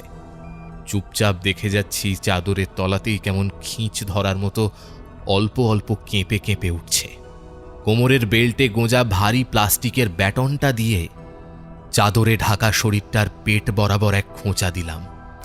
ব্যাটনটা চাদরের ওপর দিয়ে পচ করে ঢুকে গেঁথে গেল। ঘেন্নায় আতঙ্কে এবার সত্যি গলা চিরে একটা আর্তনাদ বেরিয়ে এসেছিল। সঙ্গে সঙ্গে লিফটটা টুং করে খুলে গেল। কারা যেন হল্লা করতে করতে লিফটে ঢুকে পড়লো, আর এতক্ষণ চাদর মুড়ি দিয়ে শুয়ে থাকা মরাটাও তরাক করে উঠে পড়ে চিৎকার করে বলল, প্র্যাঙ্ক! দেখি তার কোলের কাছে ধরা একটা তরমুজ, মাঝখানে আমার ব্যাটন ঢুকে ছেত্রে যাওয়ার দাগ। একবারও মনে এলো না লোকটা আগে থেকে কোলের কাছেই ওটা নিয়ে শুয়েছিল কেন। সেটা কি আশ্চর্যভাবে কাকতালীয় একটা ঘটনা? তখন আমার আচমকা চিৎকারে অতগুলো লোকের মধ্যে ভোঁ ধরে গেছে। মুখের কাছে একটা দামি ফোন ধরে চুলে নীল সবুজ রং করা একটা ছেলে তখন সমানে কি সব বলে যাচ্ছে টুকটাক। আমাদের হই হুল্লোড় প্র্যাঙ্ক চ্যানেলে সাবস্ক্রাইব করুন এক্ষুনি। এই আউট আউট! আমার মাথা চট করে গরম হয়ে গিয়েছিল। বেটন নাড়িয়ে চিৎকার করে বললাম, ট্রেসপাসিং মানে বোঝেন? পুলিশ ডাকলে ভালো হবে। ভুতুরে এলিগেন্ট মল, যেখানে রাতে অদ্ভুত অদ্ভুত সব জিনিস দেখা যায়। একটা অগুন্তি মানুষ হারিয়ে গেছেন বলে অন্য চ্যানেলগুলো দাবি করে, জানেন তো। সেখানে আমরা একটা গোটা রাত আমাদের টিম নিয়ে একা কাটাবো, শুধুমাত্র আপনাদের দাবিতে। সবুজ চুলো ছেলেটা আমাকে বিন্দুমাত্র তোয়াক্কা না করে নেচে নেচে অঙ্গভঙ্গি করে ফোনের ক্যামেরায় বলে যাচ্ছে। ওর সঙ্গের ছেলে মেয়ে দুটো একবারও আমার দিকে তাকায়নি। আরে বেরোন! এখানেই আমাদের সঙ্গে এলিগেন্ট মলের একজন নাইট গার্ড আছেন। ছেলেটা দাঁত বের করে আমার কাঁধে ইয়ার দোস্তের মতো হাত দিয়ে ক্যামেরার দিকে ঘুরিয়ে দিল। আচ্ছা, আপনি আমাদের অডিয়েন্সকে একটু বলবেন, আপনি কি নিজের চোখে কোনোদিন কিছু দেখেছেন বা প্রত্যক্ষ করেছেন? কি একটা যন্ত্র বিপ বিপ করে উঠল, আর বেগুনি চুলের মেয়েটা উত্তেজিত গলায় চেঁচিয়ে উঠল, রিডিং পাচ্ছি, 3rd ফ্লোরে চল, 3rd ফ্লোরে। হ্যালো, দীপ্য বলছি, ইন্ট্রুডার ধরেছি, ব্যাকআপ চাই, ওভার। কিরকির করে ওঠা ওয়াকি টকিতে প্রথমে কোনো উত্তর এলো না। হ্যালো হ্যালো, বিনোদ, একলব্য, আশুতোষ, কেউ আছো? আই নিড হেল্প এখানে। কেন যে কুরিয়ারের নাম নিইনি কে জানে। হয়তো জানতাম ওকে ডেকে লাভ হবে না। কোথায়? ওভার। ওপাশ থেকে কে যেন জবাব দিল। কে দিল বুঝলাম না। গলাটা চেনা কারো মতো লাগলো। ভাগ্যিস মরিয়া হয়ে চারদিকে তাকাতে তাকাতে সিঁড়ির পাশের একটা থামে নিয়ন জলজল করা 4 সংখ্যাটা দেখতে পেয়েছিলাম। 4th ফ্লোরে, সিঁড়ির কাছে, ওভার বলতেই ওপাশ থেকে কট করে কেটে গিয়েছিল। মুহূর্তের মধ্যেই লিফটের পাশের থাকে লাল নম্বরগুলো চলতে শুরু করেছে। 4 থেকে 3, 3 থেকে 2, 2 থেকে 1, সঙ্গে সঙ্গে আবার 1 থেকে 2 থেকে 3 থেকে কে আসছে? একতলায় এ সময় তো কারো থাকার কথা নয়। কে আসছে? ছেলে মেয়ে 3টে লিফটের সামনে ঘুর ঘুর করছে। টুং করে লিফট এসে থামতেই রুদ্ধশ্বাসে অপেক্ষা করছিলাম। লিফট দরজা খুলে দাঁড়িয়েই রইল, কেউ বেরোলো না। উঁকি মারলাম, কিছু দেখার আগেই ছেলে মেয়ে 3টে হুড়মুড় করে ঢুকে পড়ল, এতই স্বাভাবিকভাবে যেন ওরাই লিফটটাকে ডেকেছে। ওদের হারিয়ে ফেললে চলবে না। থামের গায়ে লাগানো 032 নম্বর ক্যামেরার দিকে একবার চট করে তাকিয়ে নিয়ে লিফটে ওদের সঙ্গে সেঁধিয়ে গেলাম। লিফটে আমরা 4 জন, আর কেউ নেই, কেউ ছিল না। লিফটের 3 দেওয়ালের আয়নায় চোখ চলে গিয়েছিল, বাষ্প জমে ঝাপসা হয়ে আছে সবগুলো। এতক্ষণে টের পেলাম লিফটের ভেতরটা হিম ঠান্ডা। দাঁতে দাঁত লেগে ঠক ঠক করে কাঁপছিলাম। হি হি করতে গিয়ে মুখ থেকে কিছুটা সাদাটে মেঘ বেরিয়ে লিফটের ঠান্ডায় মিশে গেল। অথচ ওরা 3 জন দিব্যি কলকল করে যাচ্ছে, কারো মুখ থেকে বাষ্প বেরোচ্ছে বলে দেখলাম না। আমি কাঁপতে কাঁপতেই বোতাম ঘরের দিকে তাকিয়ে ফেলেছিলাম, কিন্তু কোনো বোতামের ঘরই জ্বলছে না। আশ্চর্য! লিফট চলছে, তার মানে অন্য কোনো ফ্লোরে কেউ লিফটকে ডেকেছে, কিন্তু কোথায় যাচ্ছে লিফট? যদিও এখানে খুবই কেতাদুরস্ত লিফট, ঝাঁকুনিবিহীন, তবুও লিফটের ভেতরে থাকলে তো বোঝা যায় ওপরে উঠছি না নিচে নামছি, সামান্য হলেও। এখন বুঝতে পারছি না, কিন্তু লিফট চলছে সেটা বুঝতে পারছি। লিফটের দরজার ঠিক ওপরে একটা স্ক্রিনে সবুজ অক্ষরে ফ্লোর দেখানোর কথা, সেই স্ক্রিন কালো হয়ে আছে। মৃত। শব্দটা মাথায় আসতেই গা শিরশির করে উঠল। লিফটটা হঠাৎ একটা ঝাঁকুনি দিতেই ভয় দেওয়ালের গায়ে লাগানো হাতল চেপে ধরেছি। লিফট কিন্তু ধীরে সুস্থে আবার চলতে শুরু করলো। কোন দিকে জানি না, তবে চলছে বোঝা যাচ্ছে। ছেলেমেয়েগুলোর দিকে তাকিয়ে একটু অবাক হলাম। ওরা এক কোণায় সরে গেছে। এতক্ষণে জড়সড় হয়ে এ ওর মুখের দিকে তাকাচ্ছে। সেই মুখগুলোতে এখন ফিনফিনে পর্দার মতো আতঙ্ক। থেমে গেল কেন রে? এই ভেঙে ঢেকে পড়বে না তো আবার? ওরে বাবা রে! লিফট থেমে নেই, চলছে। আমি বুঝতে পারছি, ওরা বুঝছে না কেন? প্যানিক করিস না, সেটা প্রবলেম নয়। এত রাত্রে মাঝপথে লিফট আটকে থাকলে আমাদের খুঁজে পেতেই তো এদের সকাল হয়ে যাবে। তারপর তো রেস্কিউ, তাই বেআইনিভাবে ঢুকেছি। আমি কিছু একটা বলতে যাচ্ছিলাম, কিন্তু তার আগেই সেই সবুজ চুলো ছেলেটা লিফটের বোতামের ওপরের টকটকে লাল সুইচটা টক করে টিপে দিয়ে দাঁত বের করে বলল, অ্যালার্ম শুনে নিশ্চয়ই কেউ আসবে। উফ, যা একটা এপিসোড হবে না? কে আর আসবে? আমারই তো আসার কথা। কিন্তু সে কথা বলতে যাওয়ার আগেই একটা অদ্ভুত ঘটনা ঘটল। ক্যামেরাম্যান আর মেয়েটা নীলচুলোর দিকে তাকিয়ে আ করে চিৎকার করে ভয়ে দেওয়ালের আয়নার সঙ্গে একেবারে সিঁটিয়ে গেল, যেন ওরা প্রচণ্ড আতঙ্কে যথাসাধ্য নীলচুলোর থেকে দূরে সরে যেতে চাইছে। মেয়েটা তো ভয় আকাশ পাতাল জোড়া হাঁ করে চিৎকার করতে করতে একেবারে মাটিতে বসেই পড়েছে। ক্যামেরাম্যানের অবস্থাও তথৈবচ, তার গলা থেকে বিজাতীয় ঘর ঘরে আওয়াজ বেরোচ্ছে। এদিকে যাকে নিয়ে এত তুলকালাম তার কোনো হেলদোল নেই। নীলচুলোর দিকে ভালো করে চোখ পড়তেই থমকে গেলাম। সত্যি ছোকরার হেলদোল নেই, একেবারেই নেই। ভালো করে বলতে গেলে হেলা বা দোলা তো দূরের কথা, তার মধ্যে কোনো ধরনের নড়াচড়ার কোনো লক্ষণই দেখা যাচ্ছে না। পাথরের মূর্তির মতো এক হাত সামনের দিকে বাড়িয়ে দাঁড়িয়ে আছে, মুখ অল্প খোলা, যেন কথা বলতে বলতে হঠাৎ কখন জমে গেছে। আমি টের পাইনি। কেন পাইনি? আমি ভীতু চোখে ওদের সবার দিকে তাকাতে তাকাতে টের পেলাম নীল চুলের ছেলেটা কেমন ঘেঁটে গেছে। ওর নাক, মুখ, চোখ আর ঠিক করে খুঁটিয়ে দেখতে পাচ্ছি না। যেন বাচ্চাদের অয়েল প্যাস্টেলে আঁকা ছবিকে কেউ অক্ষম ইরেজার দিয়ে মুছতে চেষ্টা করেছে, পারেনি। রঙগুলো লেপে মুছে এদিক সেদিক ছেত্রে গেছে। ছেলেটার চুলের নীল সবজে রং এখন ওর গালে, গলায়, সাদা জামার হাতায়, সাদা জামার কিছুটা নীল প্যান্টের হাঁটুর কাছে, নীল জিন্সের প্যান্টের রং টেরে বেঁকে পায়ের জুতোয় লেগেছে, কিছুটা ওর সামনের হাওয়ায় ভাসছে, একেবারে একেবারে হেঁটে গেছে ছেলেটা। আয়নাটা আয়নাটা ওকে হিতো ওকে জুনেক্স। মেয়েটা তখনও ক্যামেরাম্যানের হাত খামচে ধরে চেঁচিয়েই চলেছে।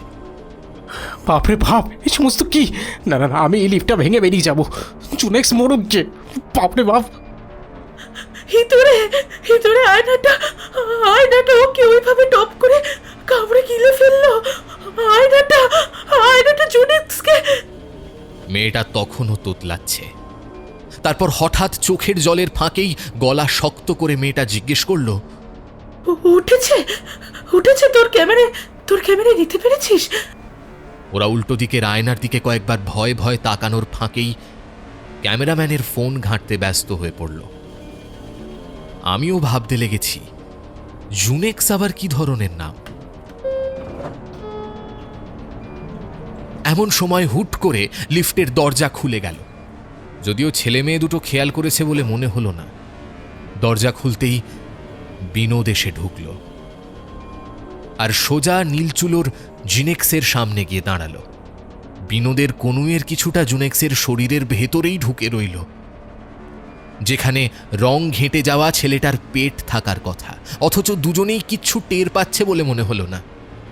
নিথর আবছা জল ছবির মতো জুনেক্সের দিকে এক পলক তাকিয়েই বিনোদ লিফটের বোতামগুলোকে আঙুল তুলে দেখালো। জ্বলছে না, দেখেছো? হ্যাঁ হ্যাঁ, লিফটটা বেগড়বাই করছে কোনো মতে বললাম। বিনোদ এসেছে মানে এটা 4th ফ্লোর, মানে যেখান থেকে 4 জনে লিফটে উঠেছিলাম। এতক্ষণ পর সেখানেই এত ডাকাডাকি করলাম, বিনোদ কোথায় ছিল? 8-এর বোতামও জ্বলছে না। সেসব তো ঠাট্টা।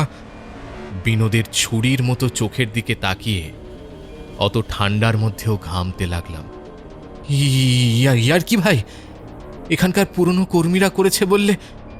প্রয়োজনে অনধিক 2 সহযাত্রীর বলিদান দিয়ে আলোটি জ্বালিয়ে রাখা যেতে পারে। সে হিংস্র দৃষ্টিতে লিফটের ভেতরে চোখ চালালো। এই বেসময়ে বিনোদের এমন ঠাট্টা ভালো লাগছিল না। কে জানে, লোকটা হয়তো কিঞ্চিত ছিটগ্রস্ত হতে পারে। সাবধানে ছেলে মেয়ে দুটোর কান বাঁচিয়ে ফিসফিস করে বললাম, এরা ট্রেসপাসার। অফিস ঘরে নিয়ে গিয়ে নাম ধাম লিখে আপাতত ছেড়ে দিই, তারপর কালকে বক্সি স্যার এসে যা বলবেন। অনধিক 2 সহযাত্রীর বলিদান। নিয়ম আছে, মানতে তো হবেই। লিফটটা থামাও। বিনোদ বোতামের প্যানেলটা আড়াল করে দাঁড়িয়ে আছে এখন। লিফট চলছে। কোন দিকে এসেছে, কিভাবে এসেছে জানি না। আমাকে স্রেফ কোনো ক্রমে রাতটা কাটাতে হবে। অফিস ঘরের খুব কাছেই কর্মচারীদের যাতায়াতের জন্য পেছন দিকের সিঁড়িটা কিংবা যে কোনো ফ্লোরের ফায়ার এক্সিট। সব দরজা বন্ধ থাকলেও ওটা নিশ্চয়ই খোলা থাকবে। আমি আর কিছু ভেবে ওঠার আগেই বিনোদ বিদ্যুৎ গতিতে কুস্তির কায়দায় ক্যামেরাম্যান ছেলেটাকে চালের বস্তার মতো ঘাড়ে তুলে নিল। তারপর বাঁ হাতে হ্যাঁচকা এক টানে মাথার ওপরের লাইটের প্যানেলটাকে ধরে টান দিল। আতঙ্কে কাঠ হয়ে দেখলাম একেবারে দরজার মতো মসৃণভাবে সিলিংয়ের বেশ বড় একটা অংশ খুলে ঝুলে রইল। ভেতরে লাইটের তারটার কিচ্ছু নেই। বিনোদ অনায়াসে ছেলেটাকে দুমড়ে মুচড়ে ওইটুকু জায়গার মধ্যে গুঁজে দিয়ে দরজাটা বন্ধ করে দিল। প্রথমে ঠিক করে বন্ধ হচ্ছিল না বলে দরজাটা আরেকবার খুলে তারপর জোরে ঘটাং করে বন্ধ করে দিয়েছে। এত কিছুর মধ্যে ছেলেটা একবারও চিৎকার করার সময় পায়নি। সিলিংয়ের দরজা বন্ধ করে বিনোদ নির্লিপ্ত মুখে তার পাশের কি যেন একটা টিপে দিল, যেন মাইক্রোওয়েভ ওভেনে খাবার গরম করতে দিয়েছে। আর প্যানেলের ভেতর থেকে বোঁ করে একটা আওয়াজ হতে শুরু করলো, যেন সত্যি যন্ত্রটা পাক খেয়ে ঘুরে ঘুরে ছেলেটাকে রান্না করতে লেগেছে। আমি শিউরে উঠলাম, বোধহয় চিৎকার করে উঠেছিলাম। বিনোদের কোনো ভাব বিকৃতি দেখা গেল না। কয়েক সেকেন্ড ওপরের দিকেই তাকিয়ে রইল, তারপর টুম করে একটা আওয়াজ হলে উৎসুক মুখে লিফটের বোতামগুলোর দিকে তাকালো, যেন রান্না শেষ হয়েছে। আমি বোধহয় বেশি ভয় পাচ্ছিলাম। বিনোদ যদি আবার সিলিংয়ের দরজা খুলে ছেলেটাকে বের করে নেয়, ওর কি দশা হয়েছে। বিনোদ অবশ্য সেসব কিছুই করল না। ফ্লোর সংখ্যা লেখা বোতামগুলোর দিকে তাকিয়ে একটা আনন্দসূচক চাপা রেস্বাধ্বনি করল। কাঠ হয়ে দেখলাম 8 লেখা বোতামে প্রাণ সঞ্চার হয়েছে।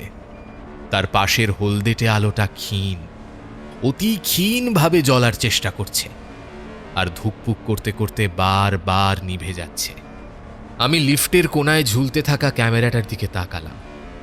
বিনোদ যেন আমার চিন্তাটুকু পড়ে নিয়েই অনায়াসে কাঁধ ঝাঁকিয়ে বলল, নিয়ম নিয়ম নিয়ম, আমাদের কিচ্ছু করার নেই।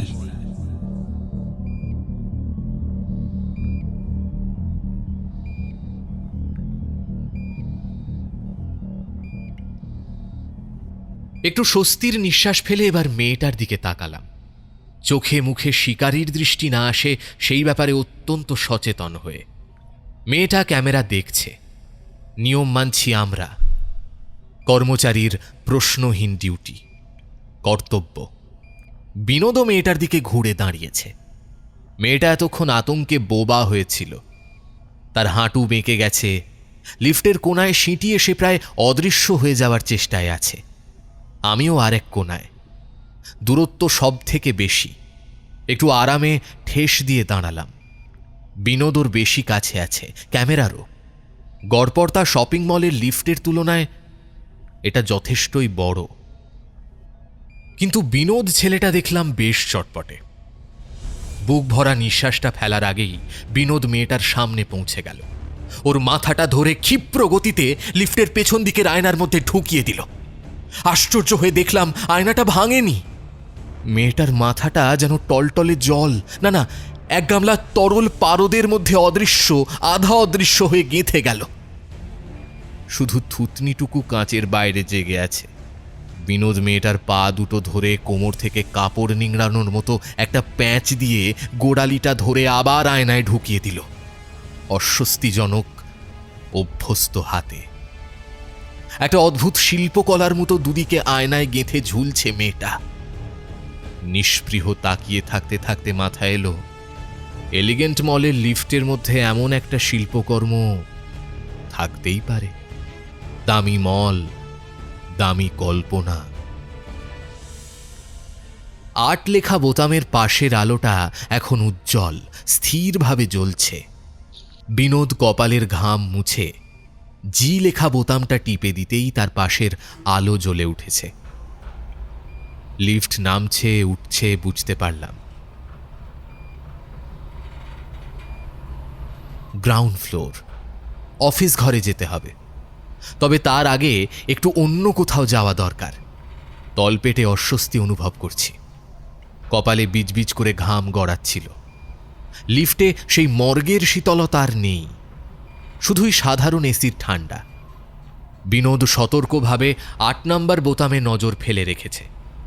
সুঠাম স্বাস্থ্যকর হলুদ ছটায় জ্বলছে সেটা। না জ্বললে কি হয় কে জানে। বিনোদ স্পষ্টতই আমার থেকে বেশি শক্তি রাখে, তবে নিয়মে 2টোর বেশি বলিদানের কথা লেখেনি। আর বিনোদ দেখলাম নিয়ম মানতে ভালোবাসে।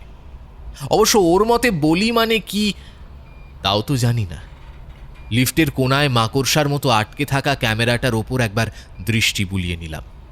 Camera number 001। যত ভয়ই পাই, মাথা ঠান্ডা রাখতে হবে বেঁচে বেরোতে হলে। গ্রাউন্ড ফ্লোরে আমাকে নামিয়ে দিয়ে বিনোদ লিফট নিয়ে উঠে গেল। অফিস ঘর থেকে নিজের জলের বোতল নিয়ে কুলার থেকে জল ভরলাম, খেলাম, মাথাতেও ঢাললাম। ক্যামেরাগুলোর ফুটেজ চেক করা দরকার, যেমন ক্যামেরা নাম্বার 001। বকশি ভ্লগারদের ভালোবাসে না। আমি কি ক্যামেরায় যথেষ্ট নির্লিপ্ত ছিলাম, অথবা যথেষ্ট তৎপর? কোনটাতে আমার বস বেশি খুশি হবে? এমার্জেন্সি গেট খুঁজে পালাবো, না সকালের পিঠ চাপড়ানির জন্য রয়ে যাব? পেটের মধ্যে আবার বিকট আওয়াজ হলো। তলপেটে চাপ বাড়ছে। প্রাণ ভয় মলত্যাগ করার রাস্তা খোঁজা মুলতুবি রেখে আপাতত ব্যাপারটার আক্ষরিক অর্থের সন্ধানে যেতে হলো। অফিস ঘরের পাশেই দুটো টয়লেট, পুরুষ ও মহিলা। ওপরে নীলের ওপর সাদা দিয়ে লেখা এমপ্লয়িজ অনলি, লেডিসটায় তালা মারা। অন্যটার ছিটকিনি খুলতে যেতেই মনে পড়ে গেল কর্মচারীদের ব্যবহার্য টয়লেট যেন সব সময় বন্ধ থাকে। অস্বস্তি নিয়ে এদিক ওদিক তাকালাম। লম্বাটে ফ্লোরের অন্যদিকে মলে ঘুরতে আসা জনতার টয়লেট। 3 তলায় টহল দিতে গিয়ে দেখেছি ওগুলো সব তালাবন্ধ। এই ফ্লোরেও তাই হবে নিশ্চয়ই। মনে এক চিলতে আশা রেখে তবু একবার দেখে এলাম। না, সত্যিই বন্ধ। কি হবে? তলপেটের অস্বস্তি এবার ব্যথার আকার নিচ্ছে। এক্ষুনি কোনো উপায় না করলে একটা বিচ্ছিরি দুর্ঘটনা ঘটে যাওয়ার আশঙ্কা। কর্মচারীদের ব্যবহার্য টয়লেট যেন সব সময় বন্ধ থাকে। যদি নিতান্তই কোনো আপৎকালীন পরিস্থিতিতে সেটি খুলতে হয়, অভিযাত্রীর হাতে উলের টুপি থাকা বাধ্যতামূলক। অভিযাত্রী বটে।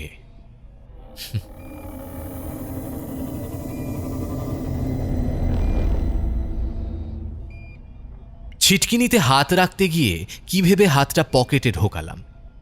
একটা তুলতুলে নরম কি যেন হাতে উঠে এলো। পকেট থেকে হাত বের করে হাঁ হয়ে গেছি। একটা ঘন নীল রঙের উলের টুপি, তাতে গোল গোল মুখের ছবি বোনা।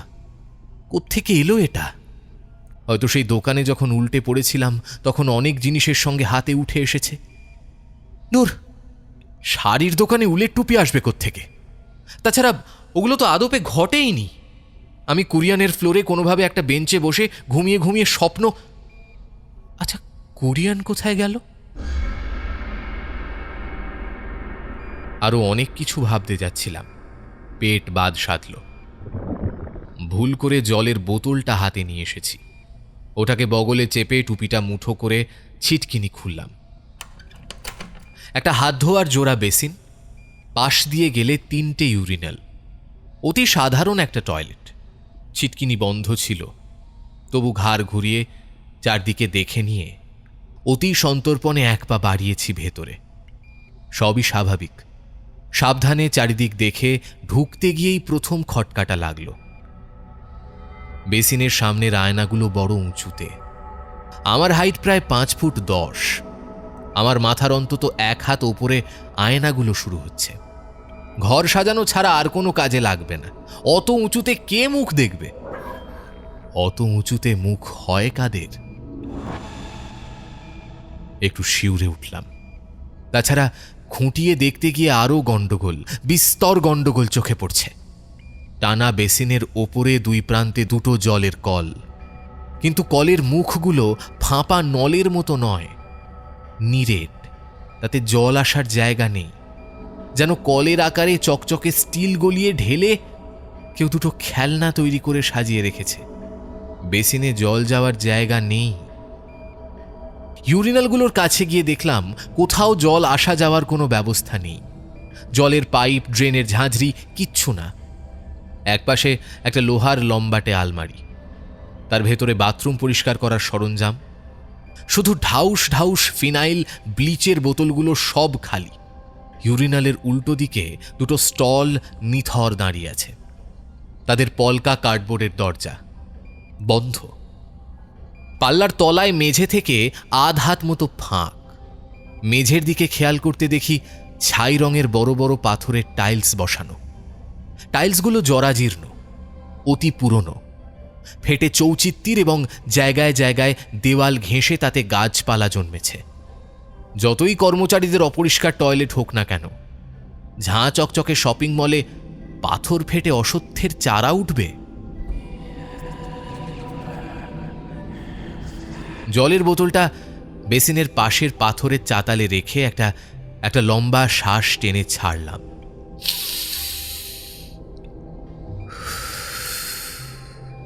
ভয় করছে না তা নয়, এতক্ষণ ধরে অনবরত ভয় জিনিস দেখতে দেখতে ভালো করে ভয় পাওয়ার সময় পাচ্ছিলাম না। এখন একা আছি, সুযোগ বুঝে ভয়টা জাঁকিয়ে বসেছে। অজানা বিপদের আশঙ্কা মাথায় নিয়ে ঢোক গিলতে গিলতে একটা স্টলের দরজা খুললাম। কোনো রকমে কাজ সেরে 5 মিনিটে বেরোতে পারলেই হলো। খুলেই চমকে পিছিয়ে এসেছি। স্টলে একটা মানুষ দাঁড়িয়ে, জলের সিস্টার্নের ওপর। ওখানে যে কোনো মানুষ দাঁড়াতে পারে তাই আমার কোনোদিন মনে হয়নি। তাছাড়া মানুষটাকে ঠিক দেখাও যাচ্ছে না, সেই ব্লগার জুমেক্সের মতো। শপিং মলের সিলিং বেশি উঁচুতে হয় না, এখানেও তাই। তবুও লোকটার গলা ছাদে ঠেকেছে। গলা কারণ তার মাথাটা দেখা যাচ্ছে না। লেপে ঘেঁটে ঘুঁটে দেওয়া মানুষটা আয়তনে বেশ বড়, সাধারণ মানুষের দ্বিগুণ তো হবেই, যেন অন্য প্রজাতির মানুষ। তার মাথাটা ছাদের ভেতরে ডুব দেওয়ার মতো অদৃশ্য হয়েছে, বাকি শরীরটা অল্প বেঁকে দাঁড়িয়ে আছে সিস্টার্নের ওপর। যেন লোকটাকে ওখানে তোলার সময় খুব ছটফট করতেই হঠাৎ জমে গেছে। দুম করে স্টলের দরজাটা বন্ধ করে দিয়ে পাশের স্টলটা খুলে বসে পড়লাম। প্রকৃতির ডাকের কাছে অপ্রাকৃতিক ভয়ও বেশ তুচ্ছ। সেই দিন টের পেয়েছিলাম, তবে কোলের ওপরে উলের টুপিটাকে রাখতে ভুলিনি। ভাগ্যিস। স্টল থেকে বেরিয়ে কি দেখব আশা করেছিলাম জানি না, তবে বেরিয়ে দেখলাম এরই মধ্যে সেই টালির ফাঁকে গজানো গাছপালাগুলো বেশ বেড়ে উঠেছে। বেসিনের ওপর শ্যাওলার পরত, ঝোলানো সাবানের শিশি থেকে চুনিরঙা ঘন তরল হাতে নিয়ে বোতলে রাখা জল দিয়ে হাত ধুয়ে ফেললাম। জমা জল না যায় যাক, তাতে আমার কি। আর এই তো বাথরুম, ব্যবহার করব না। আজকাল করব কিনা কে জানে, অত ভাবলে চলে না। 50,000 অনেক টাকা, এছাড়া বোনাসটা কি কে জানে। সাবান দিয়ে হাত ধোয়ার পরেই হাত দুটো দপদপ করছিল। এক হাত দিয়ে অন্যটাকে চুলকানোর সঙ্গে সঙ্গে ভোঁতা একটা ব্যথা চামড়ার তলায় বেড়ে উঠছে। চিন্তায় পড়ে বোতলের জল ঢাললাম খানিক।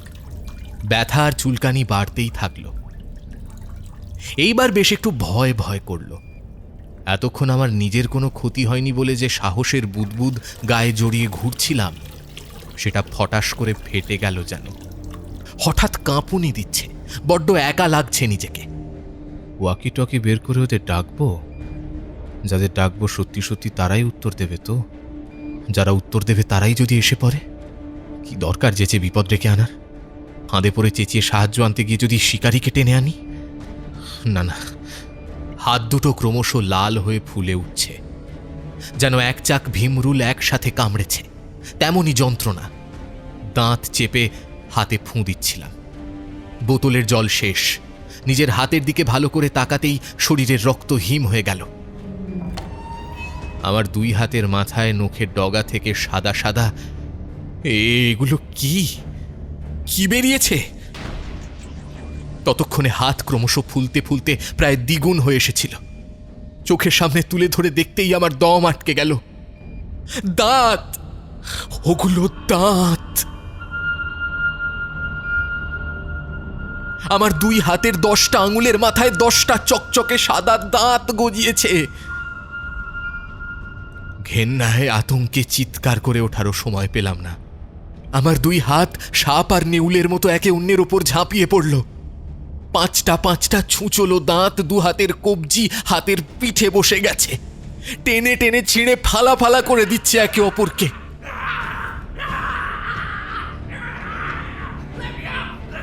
আমি যন্ত্রণায় এক টানা চিৎকার করে যাচ্ছিলাম, কোনো হুঁশ ছিল না।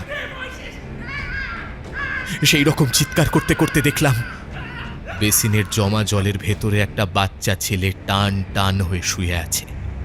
তার মুখখানা বড় করুণ। সে করুণ মুখে ধীরে সুস্থে উঠল, বেসিনের লাগোয়া চাতালে চড়ল। তারপর ঠিক তেমনই বিষাদ মাখা মুখে চাতালের গা বেয়ে নেমে আমার সামনে দাঁড়িয়ে গেল। আশ্চর্যের বিষয়, এত যন্ত্রণার মধ্যেও আমার চোখে পড়েছিল তার ছোট্ট মাথা ভর্তি কুচো কুচো বরফ। বাচ্চাটা ঠক ঠক করে কাঁপছে। ছেলেটা আমার সামনে এসে শান্ত বিষণ্ণ চোখে আমার 2 হাতের মরণপণ যুদ্ধ দেখে যাচ্ছে। হঠাৎ কি যে হলো, সব আতঙ্ক মাংসপেশি খুবলে যাওয়ার যন্ত্রণা ছাপিয়ে আমার এই ছোট্ট শীতার্ত ছেলেটার জন্য ভারী দুঃখ হতে লাগলো। আহা, ওই কচি মাথাটা ঢাকার জন্য একটা উলের টুপি আমার পকেটেই আছে। কিন্তু কিভাবে? ছেলেটা শুনতে পেল বোধহয়। মুখ তুলে আমার চোখে এক পলক তাকিয়ে আমার ডান দিকের পকেটে হাত চালালো সে। উলের টুপি বের করে যত্নে নিজের মাথায় পরে নিল। চমৎকার মানিয়েছিল। বিষণ্ণ ছেলেটা এবার অল্প হেসে মাথা জোড়া হাঁ করেছে। দুই ছুঁচলো দাঁতের সারি বরাবর যেন গোটা মাথাটাই আড়াআড়ি দুই ভাগ হয়ে গেল। ছেলেটার ওপরের দাঁতের পাটি এখন হাঁ হয়ে ওর কপালের কাছে। তার উপরে বাকি মাথার অংশ সিন্দুকের ডালার মতো ওই পাশে ঝুলছে। সেই মস্ত হাঁ করে বাচ্চাটা গলা বাড়িয়ে টপাত করে কবজি শুদ্ধ আমার দু হাত মুখে পুড়িয়ে কচমচিয়ে চিবোতে লাগলো। আমি সামনে দাঁড়িয়ে থরথর করে কাঁপছিলাম, কিন্তু আমার হাতে এক ফোঁটাও সার ছিল না। কয়েক মুহূর্তের মধ্যেই ছেলেটা আলগোছে মুখ থেকে কুলের বিচি ফেলার মতো ফুট করে আমার হাতটাকে বের করে দিয়েছে। তেমনই কাঁপতে কাঁপতেই দেখলাম দিব্যি নিখুঁত আমার হাত সেই আগের চেহারায় ফিরে এসেছে। যেন খোলসটুকু সব চিবিয়ে খেয়ে নিয়ে ছেলেটা ভেতর থেকে আমার আসল হাত দুটো বাঁচিয়ে ফিরিয়ে দিল। খুব দ্রুত নিঃশ্বাস পড়ছিল। বুকের ধুকপুকুনিতে হৃৎপিণ্ডটা খাঁচা ছেড়ে ছিটকে বেরিয়ে আসবে বোধ হল। টয়লেটে কেউ কোথাও নেই।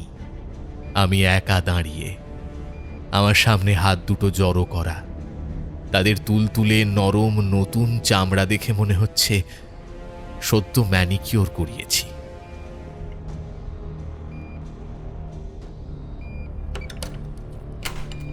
কখন ছুটে বাইরে এসে ছিটকিনি টেনে দিয়েছিলাম জানি না। কখনই বা অফিস ঘরে ফিরে এসে মনিটরের সামনে বসে গেছি, না তাও খেয়াল নেই। যখন চৈতন্য হলো ততক্ষণে বুঝে গিয়েছিলাম এই বিভীষিকাময় শপিং মল থেকে সহজে পালিয়ে যাওয়ার কোনো রাস্তা নেই। সাঁতার কাটতে নেমেছি, মাঝ নদী পার হয়েই গেছে হয়তো। সস্তার হাতঘড়িতে 4:07 বাজে। মাস ফুরোলে 50,000, অনেক টাকা। চেয়ার টেনে বসে পড়লাম। সেই নিয়ন গোলাপি নিয়মাবলী লেখা কাগজটা আবার পড়তে হবে। কিন্তু ডেস্কের তলা, গোটা সার্ভেলেন্স রুম খুঁজেই আর ওটাকে পাওয়া গেল না। গেল কোথায়? আমি হতাশ হয়ে মনিটরে নজর দিলাম। অদ্ভুত ব্যাপার, একটা ক্যামেরা তো ওদের 4 জনকে দেখতে পাচ্ছি না। এগুলো লাইভ না রেকর্ডিং বুঝলাম না। তারিখ অনুসারে সাজানো সব ফুটেজ ফাইল। ক্যামেরা 001-এর আজকের রেকর্ডিং খুঁজে ওপর দেখব বলে খুলেছি। আন্দাজ রাত 1:15 থেকে দেখা শুরু করলাম। দেখতে দেখতে ঘেমে গেলাম। কি হলো ব্যাপারটা? ওই তো আমি আর ওরা 3 জন লিফটে ঢুকছি। তফাৎ শুধু এইটুকু, মনিটরের আমি বিকট নেচে নেচে ওদের সঙ্গে ভিডিও বানাচ্ছি। ঝটপট এগিয়ে গিয়ে দেখলাম পরের পুরো 1 ঘন্টা ব্লগারগুলোর সঙ্গে লিফটে নেচে উৎকট অঙ্গভঙ্গি করে দৃশ্যতই মজা সে ভিডিও করেছি। কিছুক্ষণ বাদে বাদে লিফটের বোতামটা আমি হাত বাড়িয়ে বাড়িয়ে টিপে দিচ্ছিলাম দেখা যাচ্ছে। বোধহয় ওটা কোথাও দাঁড়িয়ে গেল। কি সর্বনাশ! তারপর মাঝে মধ্যে সিসিটিভি ক্যামেরার দিকে তাকিয়ে হাত নাড়াচ্ছি। এসব দেখলে কি মিস্টার বক্সি আমাকে আস্ত রাখবেন? ঠিক 1 ঘন্টার মাথায় লিফট ছেড়ে আমরা 4 জনে বেরিয়ে গেলাম। কোন ফ্লোরে দেখা যাচ্ছে না। ক্যামেরার লিস্ট দেখে, লিফটের সামনের ক্যামেরাগুলোর ফুটেজ দেখে কোনো লাভ হলো না। কোনো ফ্লোরেই আমাদের নেমে যাওয়ার ছবি নেই। কি মনে হলো, ক্যামেরা 001-এর রেকর্ডিংটা আবার চালিয়ে দিলাম। ওই আমরা 4 জন লিফটে ফিরে এসেছি। না না না না, 4 জন নয়, 5 জন।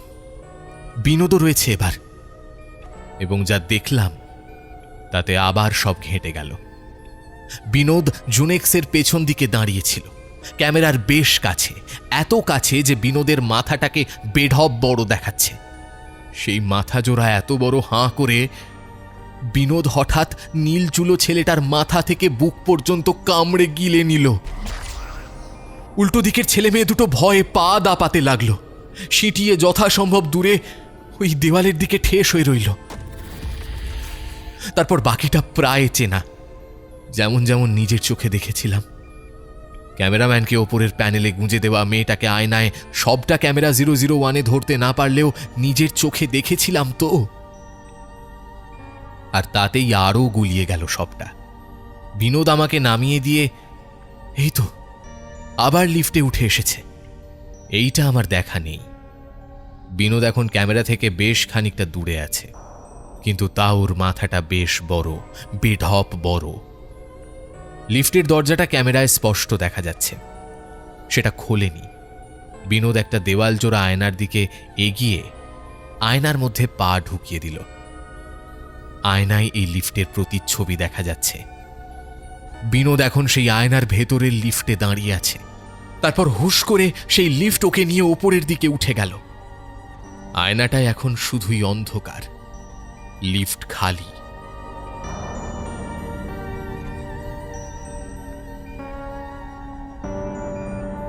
কপালে হাত বুলিয়ে ঘাম মুছলাম। যা এক্ষুনি দেখেছি তার কতটুকু সত্যি। বিনোদ, ওটা কি বিনোদ? এলিগ্যান্ট মলে এখন আমরা ছাড়া আর কে কে আছে? ওয়াকি টকিটা অন করে দ্বিধা ভরা গলায় ডেকেছিলাম, হ্যালো হ্যালো, বিনোদ, কুরিয়ান, আশুতোষ, একলব্য, তোমরা আছো? রেসপন্ড করো প্লিজ। আমার হাতের যন্ত্র নিথর। চুল খামচাতে খামচাতে মনিটরের এক জায়গায় নড়াচড়া দেখে চোখ আটকে গেল। হিসেব মতো সেটা 6 তলা, 6 ফ্লোর, মানে একলব্য। একলব্যকেই দেখা যাচ্ছে স্ক্রিনে। ওয়াকি টকিতে কার সঙ্গে কথা বলছে যেন। আমি আমার ওয়াকিটা অন করে কানে লাগালাম। কথোপকথন শুনতে পাচ্ছি, একতরফা, শুধু শুধু একলব্যর গলা। কাউকে উত্তর দিচ্ছে, অন্যদিকের গলা শুনতে পাচ্ছি না। এমনটা হওয়ার তো কথা নয়।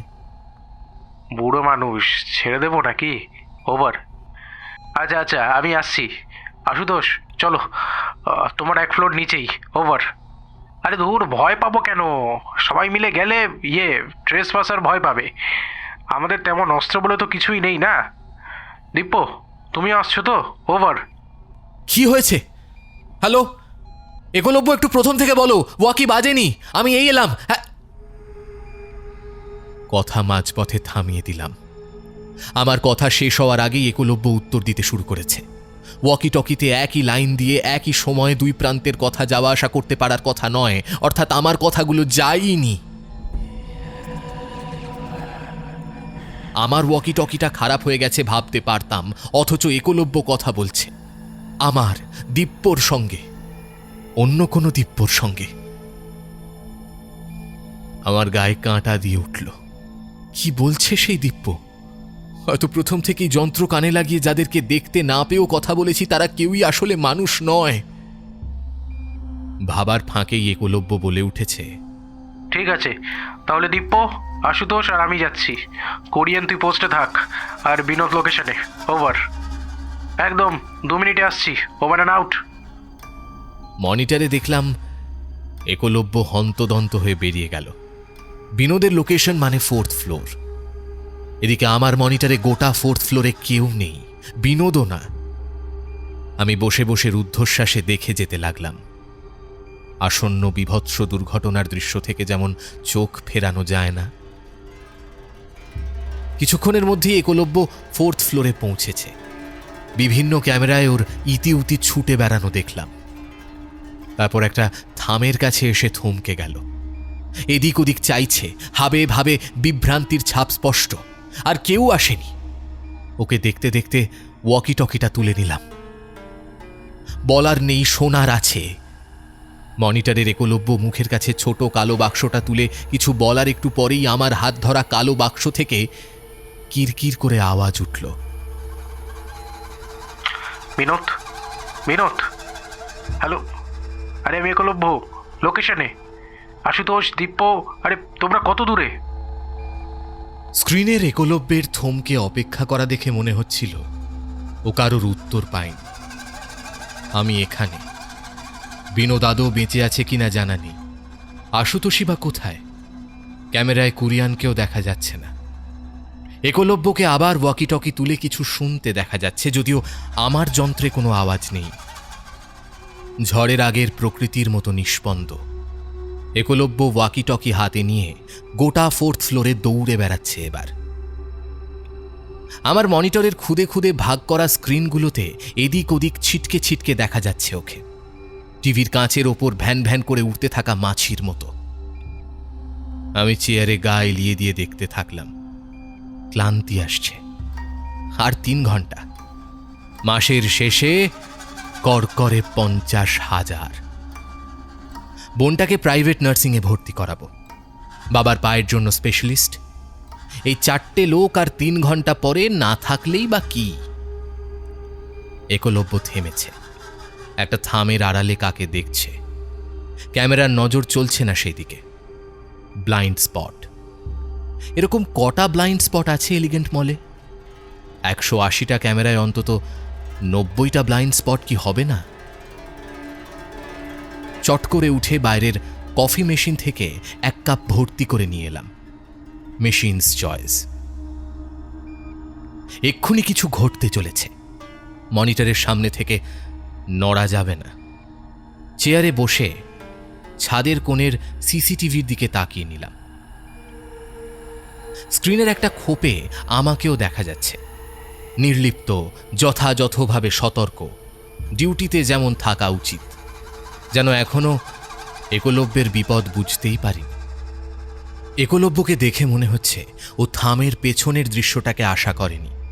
বেটন উঁচিয়ে কি যেন বলল, তারপর আস্তে আস্তে হাতটা নামিয়ে নিল। কিছুই শুনতে পাচ্ছি না। আন্দাজে ওয়াকি টকিটা হাতে নিয়ে অন করলাম। কোনো শব্দ হলো না, লাইট জ্বলল না, ডেড। অল্প কেঁপে উঠলাম। তখনও কেঁপে উঠতে জানতাম। একলব্য পিছোচ্ছে, 1 পা 1 পা, 1 পায়ের পেছনে আর 1 পা। একলব্য পিছোচ্ছে, আর থামের আড়াল থেকে ওর চলার তালে তালে কেউ একটা পা ফেলে ফেলে বেরিয়ে আসছিল।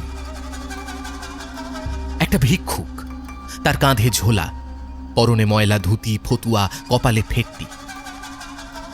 লোকটা গান গাইছে, মনে হচ্ছে মাথা নড়ছে, হাতের একতারাটা ছন্দে এপাশে ওপাশে দুলছে। আর একটা হাত ভিক্ষা চাওয়ার ভঙ্গিতে সামনের দিকে বাড়ানো। সেই হাতের তালুর মাঝ বরাবর একটা লম্বাটে কালো গভীর গর্ত, যেন স্লট মেশিনের পয়সা ঢোকানোর জায়গা। ভোর রাত্রে শুনশান শপিং মলের 4 তলায় গান গাওয়া ভিখারি দেখার থেকেও আরেকটু ভয়ের এই ছবিটা। লোকটা আর একলব্য ক্যামেরা থেকে সমান দূরত্বে থাকার কথা, তাই আছে নিশ্চয়ই। কিন্তু লোকটা বেশ বড়সড়, মোটাসোটা, লম্বায় চড়ায় একলব্যের 3 গুণ।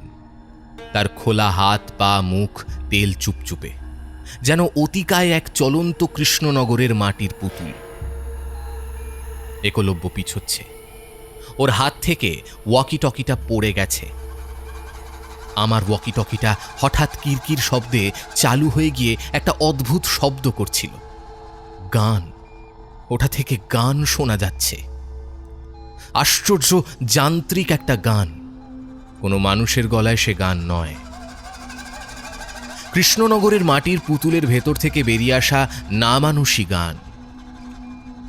অতিকায় পুতুলটা 1 হাত পেতে এগোচ্ছে তো এগোচ্ছেই, অতিকায় পা ঘষে ঘষে ছোট ছোট পদক্ষেপে, যেন একলব্যের মতো ছোট্ট তুচ্ছ একটা মানুষের আতঙ্কে জড়সড় ছোট পাকে ব্যঙ্গ করে, নকল করে। একলব্য পেছন ফিরে ছুটছে। অতিকায় মাটির পুতুলটাও অস্বাভাবিক তাড়াতাড়ি হাঁটতে পারে, যেন শপিং মলের তেল পিছলানো টাইলসে ভেসে যেতে যেতেই পা চালাচ্ছে সেটা। অতিকায় পা তুলে বিরাট বিরাট পদক্ষেপ। একলব্য আর চলন্ত ভয়ানক মাটির মূর্তিটা গোটা 4th ফ্লোরে দৌড়ে বেড়াচ্ছে এবার। মনিটরের খুদে খুদে ভাগ করা স্ক্রিনগুলোতে এদিক ওদিক ছিটকে ছিটকে দেখা যাচ্ছে ওদের। টিভির কাঁচের ওপর ভ্যান ভ্যান করে উঠতে থাকা মাছি আর তাকে তাড়া করা বিভৎস গাদা গোবদা টিকটিকির মতো। একলব্য থামছে। কেন? চেয়ারে হেলান দিয়ে বসেছিলাম, সোজা হয়ে বসলাম। একলব্য থেমেছে, কারণ ও চলতে পারছে না। মনে হলো ওর পা ফেলতে কষ্ট হচ্ছে। মেঝেতে পা ফেলতে গেলেই পাটা ঠেলে উঠে যাচ্ছে। জলের ভেতরে পা ঠেলে দিলেও ভুস করে ভেসে উঠলে যেমন হাঁটা যায় না। কর্মচারীদের কাজে যোগ দেওয়ার প্রথম দিন মোট 4262-র বেশি সংখ্যক পদক্ষেপ করা নিষিদ্ধ। একলব্যর বোধহয় 4262 হয়ে গেছে। দম আটকে দেখলাম একলব্য হুমড়ি খেয়ে পড়ল। ততক্ষণে পেছন থেকে চলন্ত পুতুলটা এসে ঠিক ওর পেছনে দাঁড়িয়েছে। একলব্য বোধহয় দেখতে পেয়েছিল। কি ভেবেছিল ও তখন জানি না,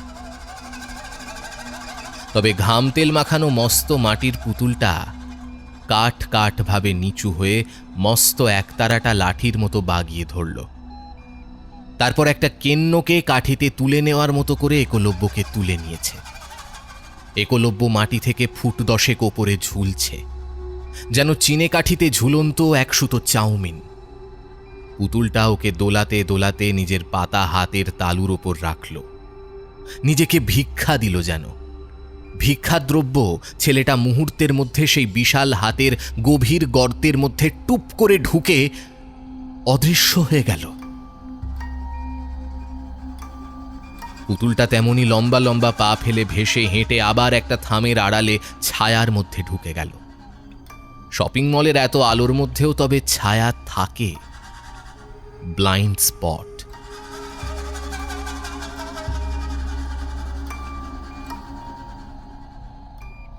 কফিটা শেষ হয়ে গেছে। আমি ছাদের ক্যামেরাটার জন্য একটু আতঙ্কের হাবভাব দেখিয়েছি ফাঁকে ফাঁকে, ধীরে দেরিতে, বোকাশোকা লোকের মতো। বোকা লোকের ওপর রাগ করা চলে না। 5 জনের মধ্যে 4 জন উধাও হয়ে গেলেও না। স্বীকার করছি, ততক্ষণে যা মনস্থির করার করে ফেলেছিলাম। কুরিয়ান বিনোদকে শেষ দেখার পরে আর মনিটরে দেখছি না।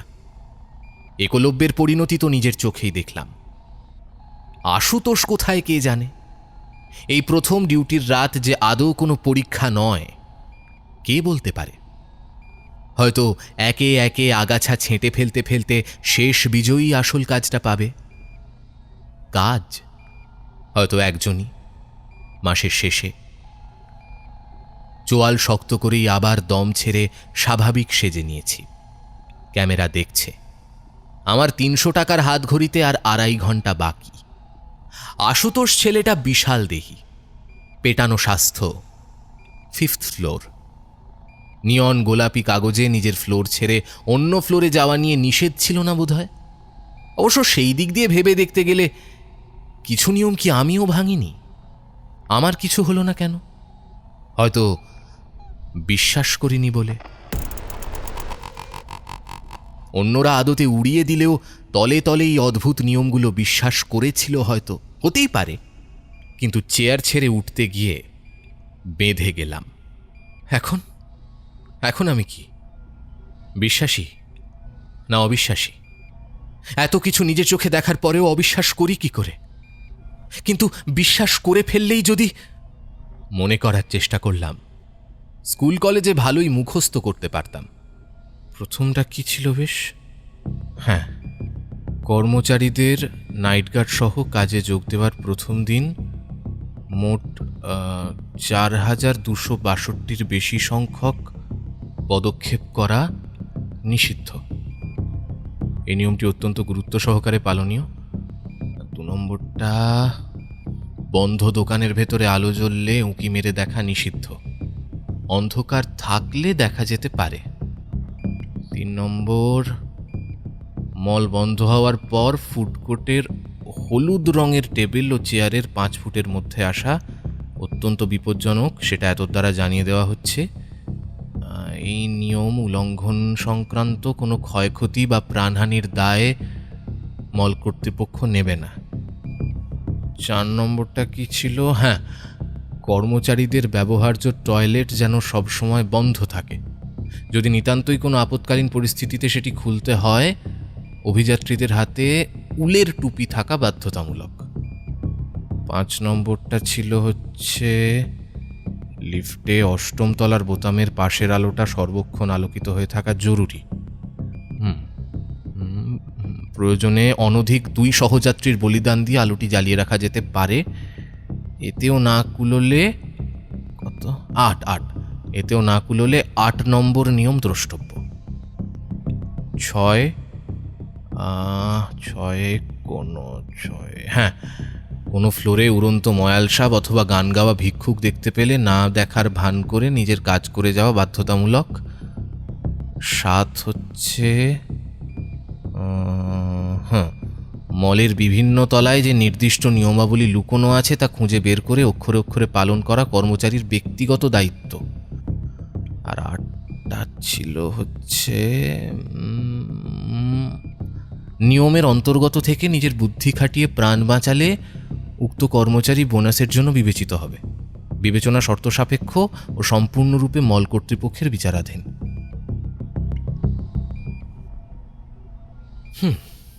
মনে পড়েছে, এই কটাই পয়েন্ট ছিল। ওয়াকি টকিটা তুলে নিলাম। হতে পারে আশুতোষ কোনো আড়াল খুঁজে ঘুম দিচ্ছে, হতেই তো পারে। হ্যালো আশুতোষ, আশুতোষ শুনতে পাচ্ছ? দীপ্য বলছি, ওভার। মনিটরে চোখ রেখে বলছিলাম। অপেক্ষা কয়েক মুহূর্তের, তারপর দীপ্য, আশুতোষ বলছি, বল, ওভার। মনিটরের একটা খোপে কিছু একটা সচল হয়েছে। কেউ একজন। আমি স্ক্রিনের আশুতোষকে দেখছিলাম। স্পষ্ট বোঝা যাচ্ছে ছেলেটা কোথাও থেকে ধড়মড় করে জেগে উঠেছে, মাথা ঝাঁকিয়ে ঘুম তাড়াচ্ছে। 1 পা ফেলল, টলমল। ছেলেটা বিশাল দেহি, পেটানো স্বাস্থ্য। ঘুম থেকে অসময়ে জাগিয়ে শত্রুপক্ষকে যুদ্ধে টেনে নিয়ে আসাটা পুরনো টেকনিক। শত্রুপক্ষ। হ্যাঁ আশুতোষ, আমি সার্ভেলেন্স রুমে রয়েছি, 5th ফ্লোরে, তোমার ফ্লোরে। একটা অদ্ভুত জিনিস দেখতে পাচ্ছি এখন, তুমি কি গিয়ে একটু দেখবে? ওভার। আমি মনিটরের দিকে তাকিয়ে বললাম। সেখানে কোনো অদ্ভুত জিনিস দেখা যাচ্ছিল না। ট্রেসপাসার, আর্মড? না না না না, ওসব কিছু নয়, শুধু একটা ব্লাইন্ড স্পট, বুঝলে, আর কিছু নয়। কি একটা যেন নড়তে দেখলাম, নড়ে নড়ে ওই ক্যামেরার বাইরে চলে গেল। তুমি কি গিয়ে একটু দেখবে? ওভার। কোথায়? ওভার। আমি তোমাকে ডিরেকশন দিচ্ছি, তুমি ওই ক্যাশ কাউন্টারের দিকটাতে চলো। ওভার। আরে বাবা, আমি অলরেডি 2 বার রাউন্ড দিয়েছি, অন্য কাউকে ডাকলে হতো না? আরে বড় ছুঁচো টুচো কিছু হবে, খাবার দাবার ফেলা ডাস্টবিনটার কাছে। এসকেলেটারে আটকে মরে টরে গেলে জায়গাটা শুধু শুধু নোংরা হবে। ডাস্টবিন থেকে জঞ্জাল বের করলে বক্সি স্যারের কাছেই তোমাকে জবাবদিহি করতে হবে ভাই। এবার যা বুঝো করো, আমি আমার ডিউটি করলাম। Over and out. রাত্রে মল বন্ধ করার আগে নিশ্চয়ই ডাস্টবিন খালি করা হয়। ঘুম চোখে আশুতোষের মাথায় সেটা নাও খেলতে পারে। মাথা খেলানোটা আশুতোষের পছন্দের কাজ বলে মনে হয় না। ছেলেটা যে অনিচ্ছা সত্ত্বেও হাঁটছে সেটা ওর পা ঘষ্টানো আর বার কয়েক হাই তোলা দেখেই বোঝা যাচ্ছিল। 5th floor, food court. Shopping মলে সাধারণত সবচাইতে ওপরের তলায় খাবারের খোলা জায়গা থাকে। রান্নার ধোঁয়া, তেল, গন্ধ থেকে বাকি তলাগুলোকে রেহাই দিতেই হয়তো। এলিগেন্ট মলে ফুড কোর্ট প্রায় মাঝ বরাবর, ওপরে আরও 2টো তলা। এলিগেন্ট মলের সবই অদ্ভুত। দোকানের মাঝের গলিগুলো অদ্ভুত, দোকানগুলোর বেখাপ্পা গড়ন অদ্ভুত, এমনকি প্রতিটা তলার ছাদও কেমন গুহার সুড়ঙ্গের মতো এবড়ো খেবড়ো, এই নিচু এই উঁচু। যেন মনুষ্য সমাজ সম্বন্ধে বিন্দুমাত্র ধারণা থাকা কারা যেন মানুষ ভোলাতে এই আজব জায়গা বানিয়েছে। এখানে যে হাজার হাজার মানুষ ঘুরতে ফিরতে সময় কাটাতে আসছে, এসেছে, আসবে, তারা ভাবতেও পারে না এখানে কত বীভৎস ভয়ানক ঘটনা ঘটে। জানে না এইরকম জায়গাতেই ভয়ঙ্কর কিছু ঘটতে পারে। আশুতোষ বড় সবুজ ডাস্টবিনের কাছে গিয়ে পৌঁছেছে। এদিক ওদিক তাকাচ্ছে। একবার বেটন দিয়ে ডাস্টবিনের গায়ে ঠুকতে দেখলাম। ছুঁচো দেখতে পাচ্ছে না, পাওয়ার কথাও নয়। আশুতোষকে পথ দেখাতে হবে। ফাটকা, তবু দেখা যাক। আমি ওয়াকি টকিটা তুলে নিলাম। হ্যাঁ হ্যালো আশুতোষ, দীপ্য বলছি। ওই তো ওইটা দেখো তো, কি বাক্সের মতো মনে হচ্ছে ক্যামেরায়। ওভার। বাক্স? ওরে বাবা, এই বোম টম নয় তো? থাক, বরং বাকিদের ডাকি। হ্যালো হ্যালো, কুরিয়ান, একলব্য, বিনো। আরে বাক্স নড়ে নাকি? বার্থডে পার্টির বেলুন টেলুন কিছু হবে? হাওয়া বেরিয়ে ছোট হয়ে গেছে, এবার ঝট করে চেক করেই চলে এসো। মানে আমি বললাম, বুঝলে? এবার তুমি যা বুঝবে সেটাই করো। বকশি স্যার আসতে আর 2 ঘন্টা বাকি। ওভার। ছেলেটা আর কথা না বাড়িয়ে এগোচ্ছে। আমি বললাম, হ্যাঁ হ্যাঁ আরেকটু এগিয়ে, হ্যাঁ আরেকটু, আর কয়েক পা, আরেকটু, ওই তো মাটিতে দেখতে পাচ্ছ? আরে দেখতে পাচ্ছ না? আরেকটু এগিয়ে, বাঁ হাতে। লাইন ছাড়লাম না। আশুতোষ লম্বা ছেলে, মাটির দিকে ঘাড় নামিয়ে দেখতে দেখতে এগোচ্ছে। পায়ে পায়ে ফুডকোর্টের চেয়ার টেবিলগুলো সামনে এসে পড়েছে। নিয়ন গোলাপি কাগজে কোন রঙের টেবিলের কথা যেন বলেছিল? হলুদ। হ্যাঁ হ্যাঁ ওই যে দেখো, কালো মতো কি সামনের টেবিলের তলায়, দেখতে পাচ্ছ না? আরে কি মুশকিল, এখান থেকে দেখা যাচ্ছে তো চেয়ারটা। হ্যাঁ ওই সামনের চেয়ারটা সরিয়ে একবার টেবিলের নিচে। সামনের চেয়ারটা হলুদ রঙের, দুপাশে উঁচু হাতল দেওয়া। আশুতোষ চেয়ারটা সরিয়ে ওতেই সবে বসেছিল।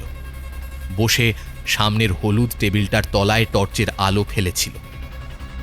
আলো ফেলে উঁকি মারতে গিয়েছিল বলতে এতক্ষণ লাগলেও আদতে বেশি সময় নয়, কিন্তু ওইটুকু সময়ের মধ্যেই আশুতোষ চেয়ারে বসার প্রায় সঙ্গে সঙ্গে দুপাশ থেকে চেয়ারের দুটো হাতল বেঁকে ভেতরের দিকে এসে পলকের মধ্যে জোড়া লেগেই আবার মুহূর্তের মধ্যে আলাদা হয়ে গেল। আমি বিন্দুমাত্র শব্দ শুনতে না পেলেও যেন মনে হলো একটা অতিকায় স্টেপলার খটাস করে আশুতোষের পেটের মাঝ বরাবর জুড়ে দিল। তারপর হাতল দুটো সরে যেতেই ছেলেটার শরীরের ওপরের অংশ কাত হয়ে সরসর করে বেরিয়ে গেল।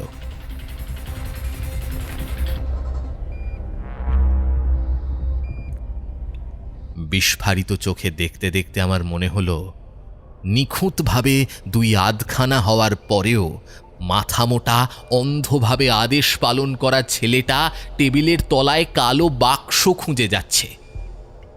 স্ক্রিন নিথর, সারি সারি খোপের কোথাও নড়াচড়ার আভাস নেই। শুধু একটা কালো সাদা খোপে কালচে গাঢ় লাল তরল ছড়িয়ে পড়ছে, ঘন আলকাতরার মতো। আশুতোষের লম্বা চওড়া শরীরে বেজায় রক্ত ছিল বটে, এটা পরিষ্কার করার দায়িত্ব নিশ্চয়ই আমার নয়। আশা করা যাক এলিগেন্ট মলের সকালের শিফটের সাফাই কর্মীদের এই ধরনের পরিশ্রম করার অভিজ্ঞতা আছে।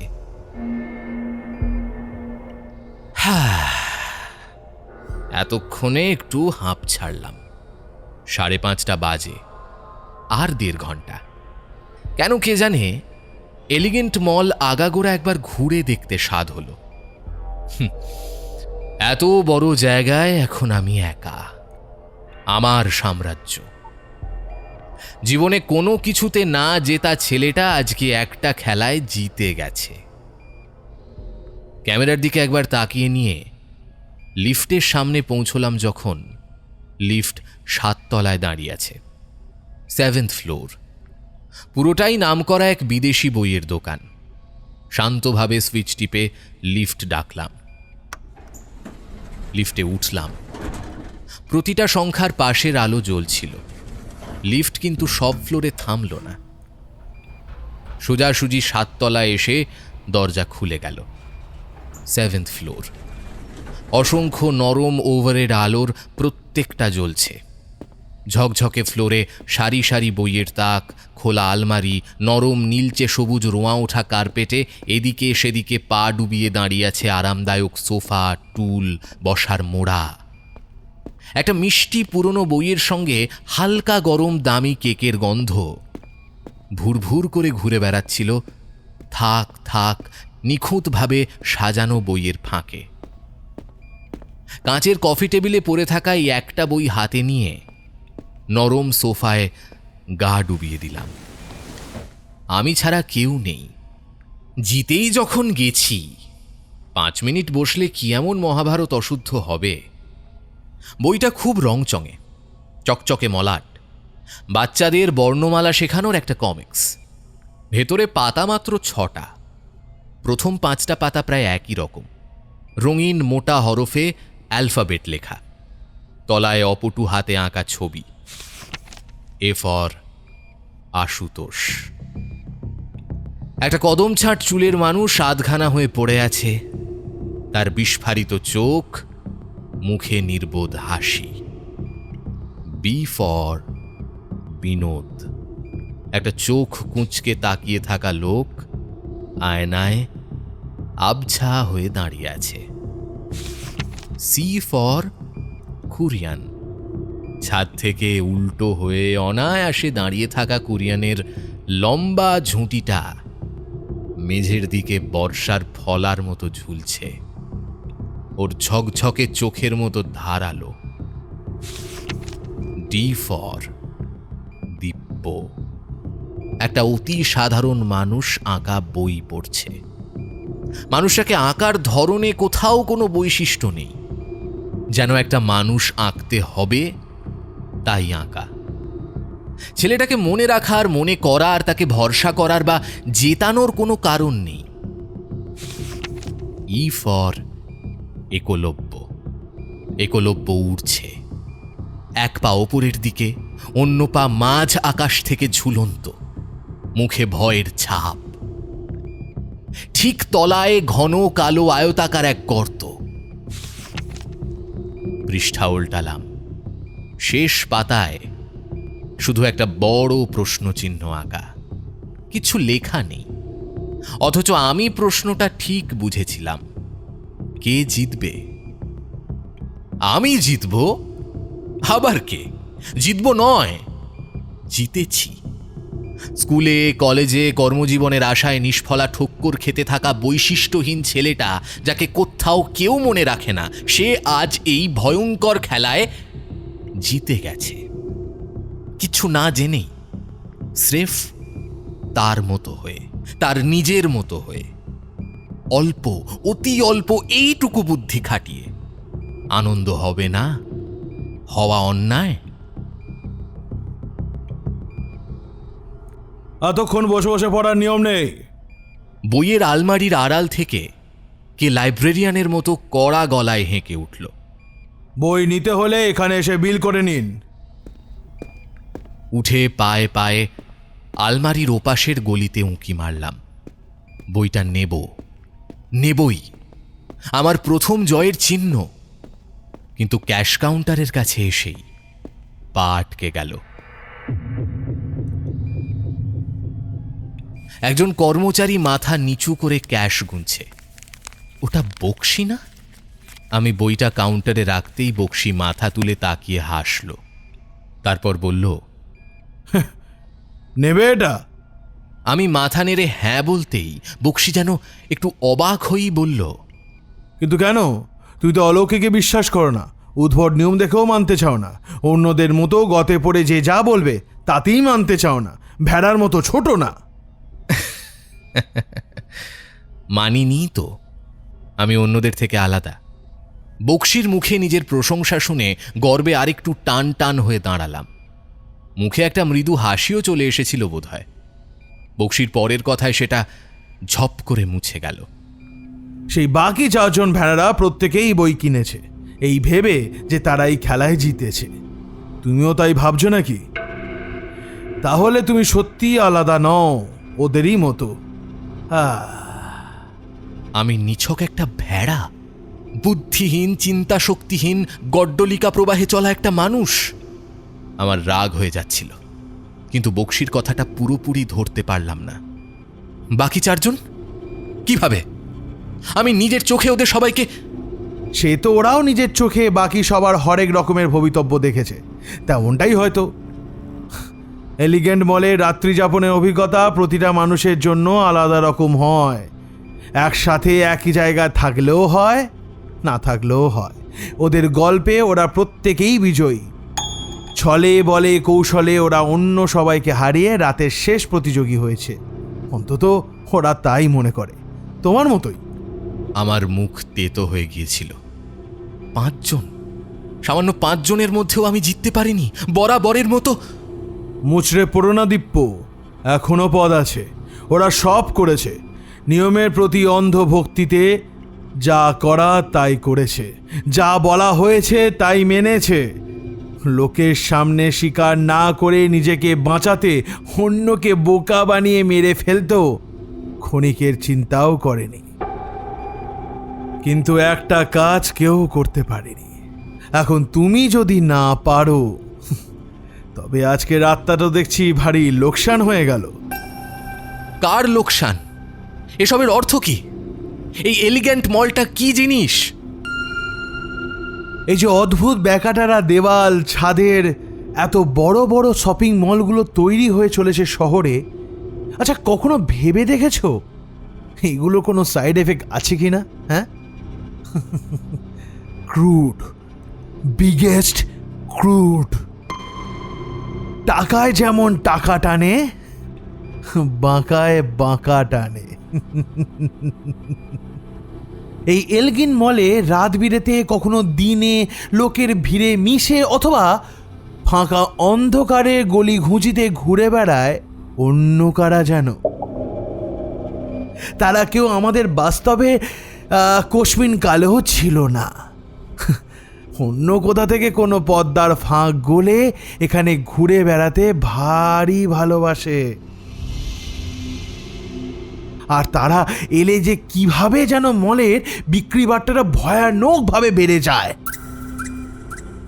এই বিক্রির লাভের ব্যাপারটা এলগিন মলে কর্তৃপক্ষ টের পেয়েছিল অনেক আগেই। চাক্ষুষের সঙ্গে সিসিটিভি রেকর্ডিংয়ের তফাতেরও কারণ ধরে ফেলেছিলেন। এসব অন্য বাস্তব। কর্তৃপক্ষ বুদ্ধিমান, তারা এই অন্য ওদেরকে ধরে রাখার জন্য একটা বেশ মজার খেলার আয়োজন করলেন। Sales management. বুঝতেই পারছো, ক্রেতাকে আকর্ষণ করাটা ভালোই জানে। তাই তাদের কয়েকটা গল্প শোনানো হলো, মানে দেখানো হয়। একগোছা মানুষের কয়েকটা অল্টারনেটিভ গল্প। যত গল্প আলাদা, তত বেশি দর্শক। আর আগামী দিনে মল কর্তৃপক্ষের তত বেশি লক্ষ্মীলাভ। সমস্যা হয় না জানো তো, এই শহরে মানুষ বেশি, কাজ কম, টাকা নেই বললেই চলে। 50,000-এর টোপ উপেক্ষা করতে পারে কজন? হ্যাঁ, কিন্তু আজকে 5টা গল্পই প্রায় এক, হরে ধরে সব একই রকম। হ্যাঁ, ওই ওদের গল্প পছন্দ না হলে সেই 50,000 তো তুমি পাবে না বাপু। কেউই পাবে না। ভাবো না। না, গোটা মাসের নয়, ওটা কথার কথা। 50,000 আসলে এই প্রথম ডিউটির। ভালো করে ভাবলে। সেই থেকেই ভেবে যাচ্ছি। ভাবতে ভাবতেই লিফটে উঠলাম। 1 থেকে 8 নম্বরের পাশে সারি সারি আলোর একটাও জ্বলছে না। আমার বাঁ দিকের আয়নায় এক নিকষ কালো ঘূর্ণাবর্তের সৃষ্টি হয়েছে।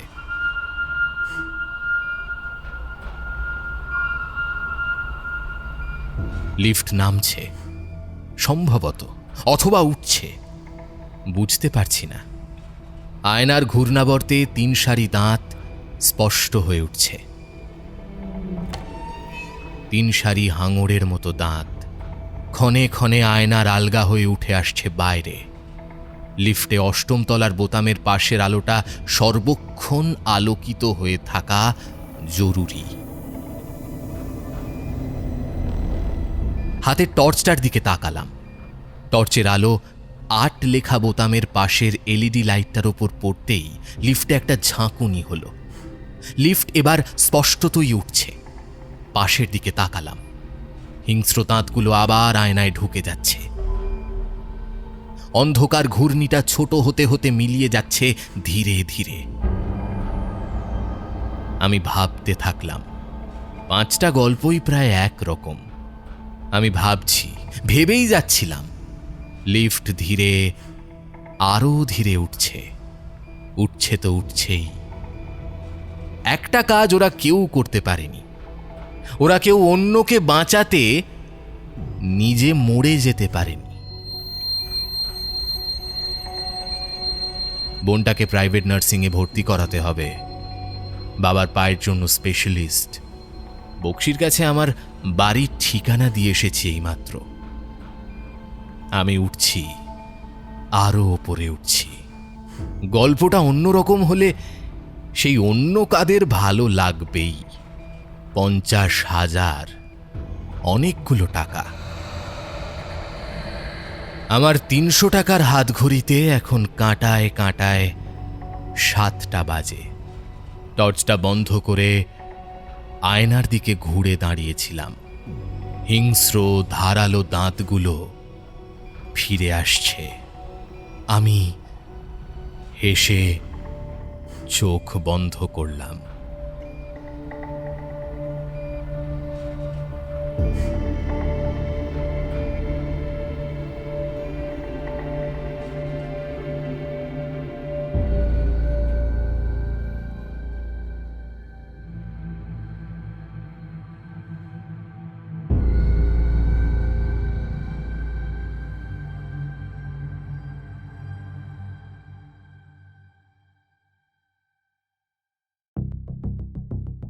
শেষ হলো আজকের গল্প, লেখিকা মীনাক্ষী সেন শর্মার কলমে নাইট ডিউটি। আজকের গল্পে প্রশ্ন হলো, এই এলিগেন্ট মলে কটা সিকিউরিটি ছিল রাতের বেলায় এবং তাদের নাম কি কি? জানাও তোমাদের উত্তর আমাদের কমেন্ট বক্সে, আর তার সাথেও জানাও আজকের গল্পটা তোমাদের কেমন লাগলো। আজকের গল্প পাঠে সায়ন্তন, অন্যান্য চরিত্রে শুভম, সৌমিক, রমাকান্ত, নীল, সৃষ্টি এবং আমি ঋদ্ধি। এই সুন্দর প্রচ্ছদটা করেছে দীপ জিএফএক্স। চিত্রনাট্য দিশানি, বিশেষ সহযোগিতায় রুভিনা, আবহ, শব্দগ্রহণ ও ভিডিওগ্রাফিক্স হানাবাড়ি প্রোডাকশন, পরিবেশনা ও পরিচালনায় টিম হানাবাড়ি। তাহলে বন্ধু, গল্পটা কেমন লাগলো? যদি গল্পটা ভালো লেগে থাকে তাহলে অবশ্যই লাইক এবং শেয়ার করে দিতে হবে তোমাদের আত্মীয় স্বজন ও বন্ধু বান্ধবের কাছে, এবং তাদেরকে বলতে হবে আমাদের হানাবাড়ি ইউটিউব চ্যানেলটা যেন তারা সাবস্ক্রাইব করে পাশে রাখা বেল আইকন ক্লিক করে অল করে দেয়, যাতে আমাদের নতুন কোনো ভিডিও এলে সবার আগে তাদের কাছেও নোটিফিকেশন পৌঁছে যায়। বন্ধুরা, হানাবাড়িতে এখনও কিন্তু গল্প লেখা প্রতিযোগিতা চলছে। তোমরা চাইলে সেই প্রতিযোগিতায় অংশগ্রহণ করে নিজেদের গল্প আমাদের হানাবাড়ি ফেসবুক পেজে সাবমিট করতে পারো। হানাবাড়ি ফেসবুক পেজের লিঙ্ক আমাদের এই ভিডিও ডেসক্রিপশানে আছে, যাও সেই পেজটা ফলো করে নাও, কারণ সেখানে লেখক লেখিকাদের জন্য সারা বছর ধরেই কোনো না কোনো ইভেন্ট চলতেই থাকে। আর তোমাদের গল্প যদি সিলেক্ট হয়, সেই গল্প নিয়ে আসবো আমাদের হানাবাড়ি ইউটিউব চ্যানেলে অডিও রূপে। তাই দেরি করো না, হানাবাড়ি ফেসবুক পেজটাও ফলো করে রাখো। তাহলে বন্ধু, আজ আসি, দেখা হচ্ছে খুব তাড়াতাড়ি আরও একটি নতুন গল্পে। ততদিন ভালো থেকো, সুস্থ থেকো, হানাবাড়ি পাশে থেকো, সাবধানে থেকো আর ভয় থেকো। শুভরাত্রি।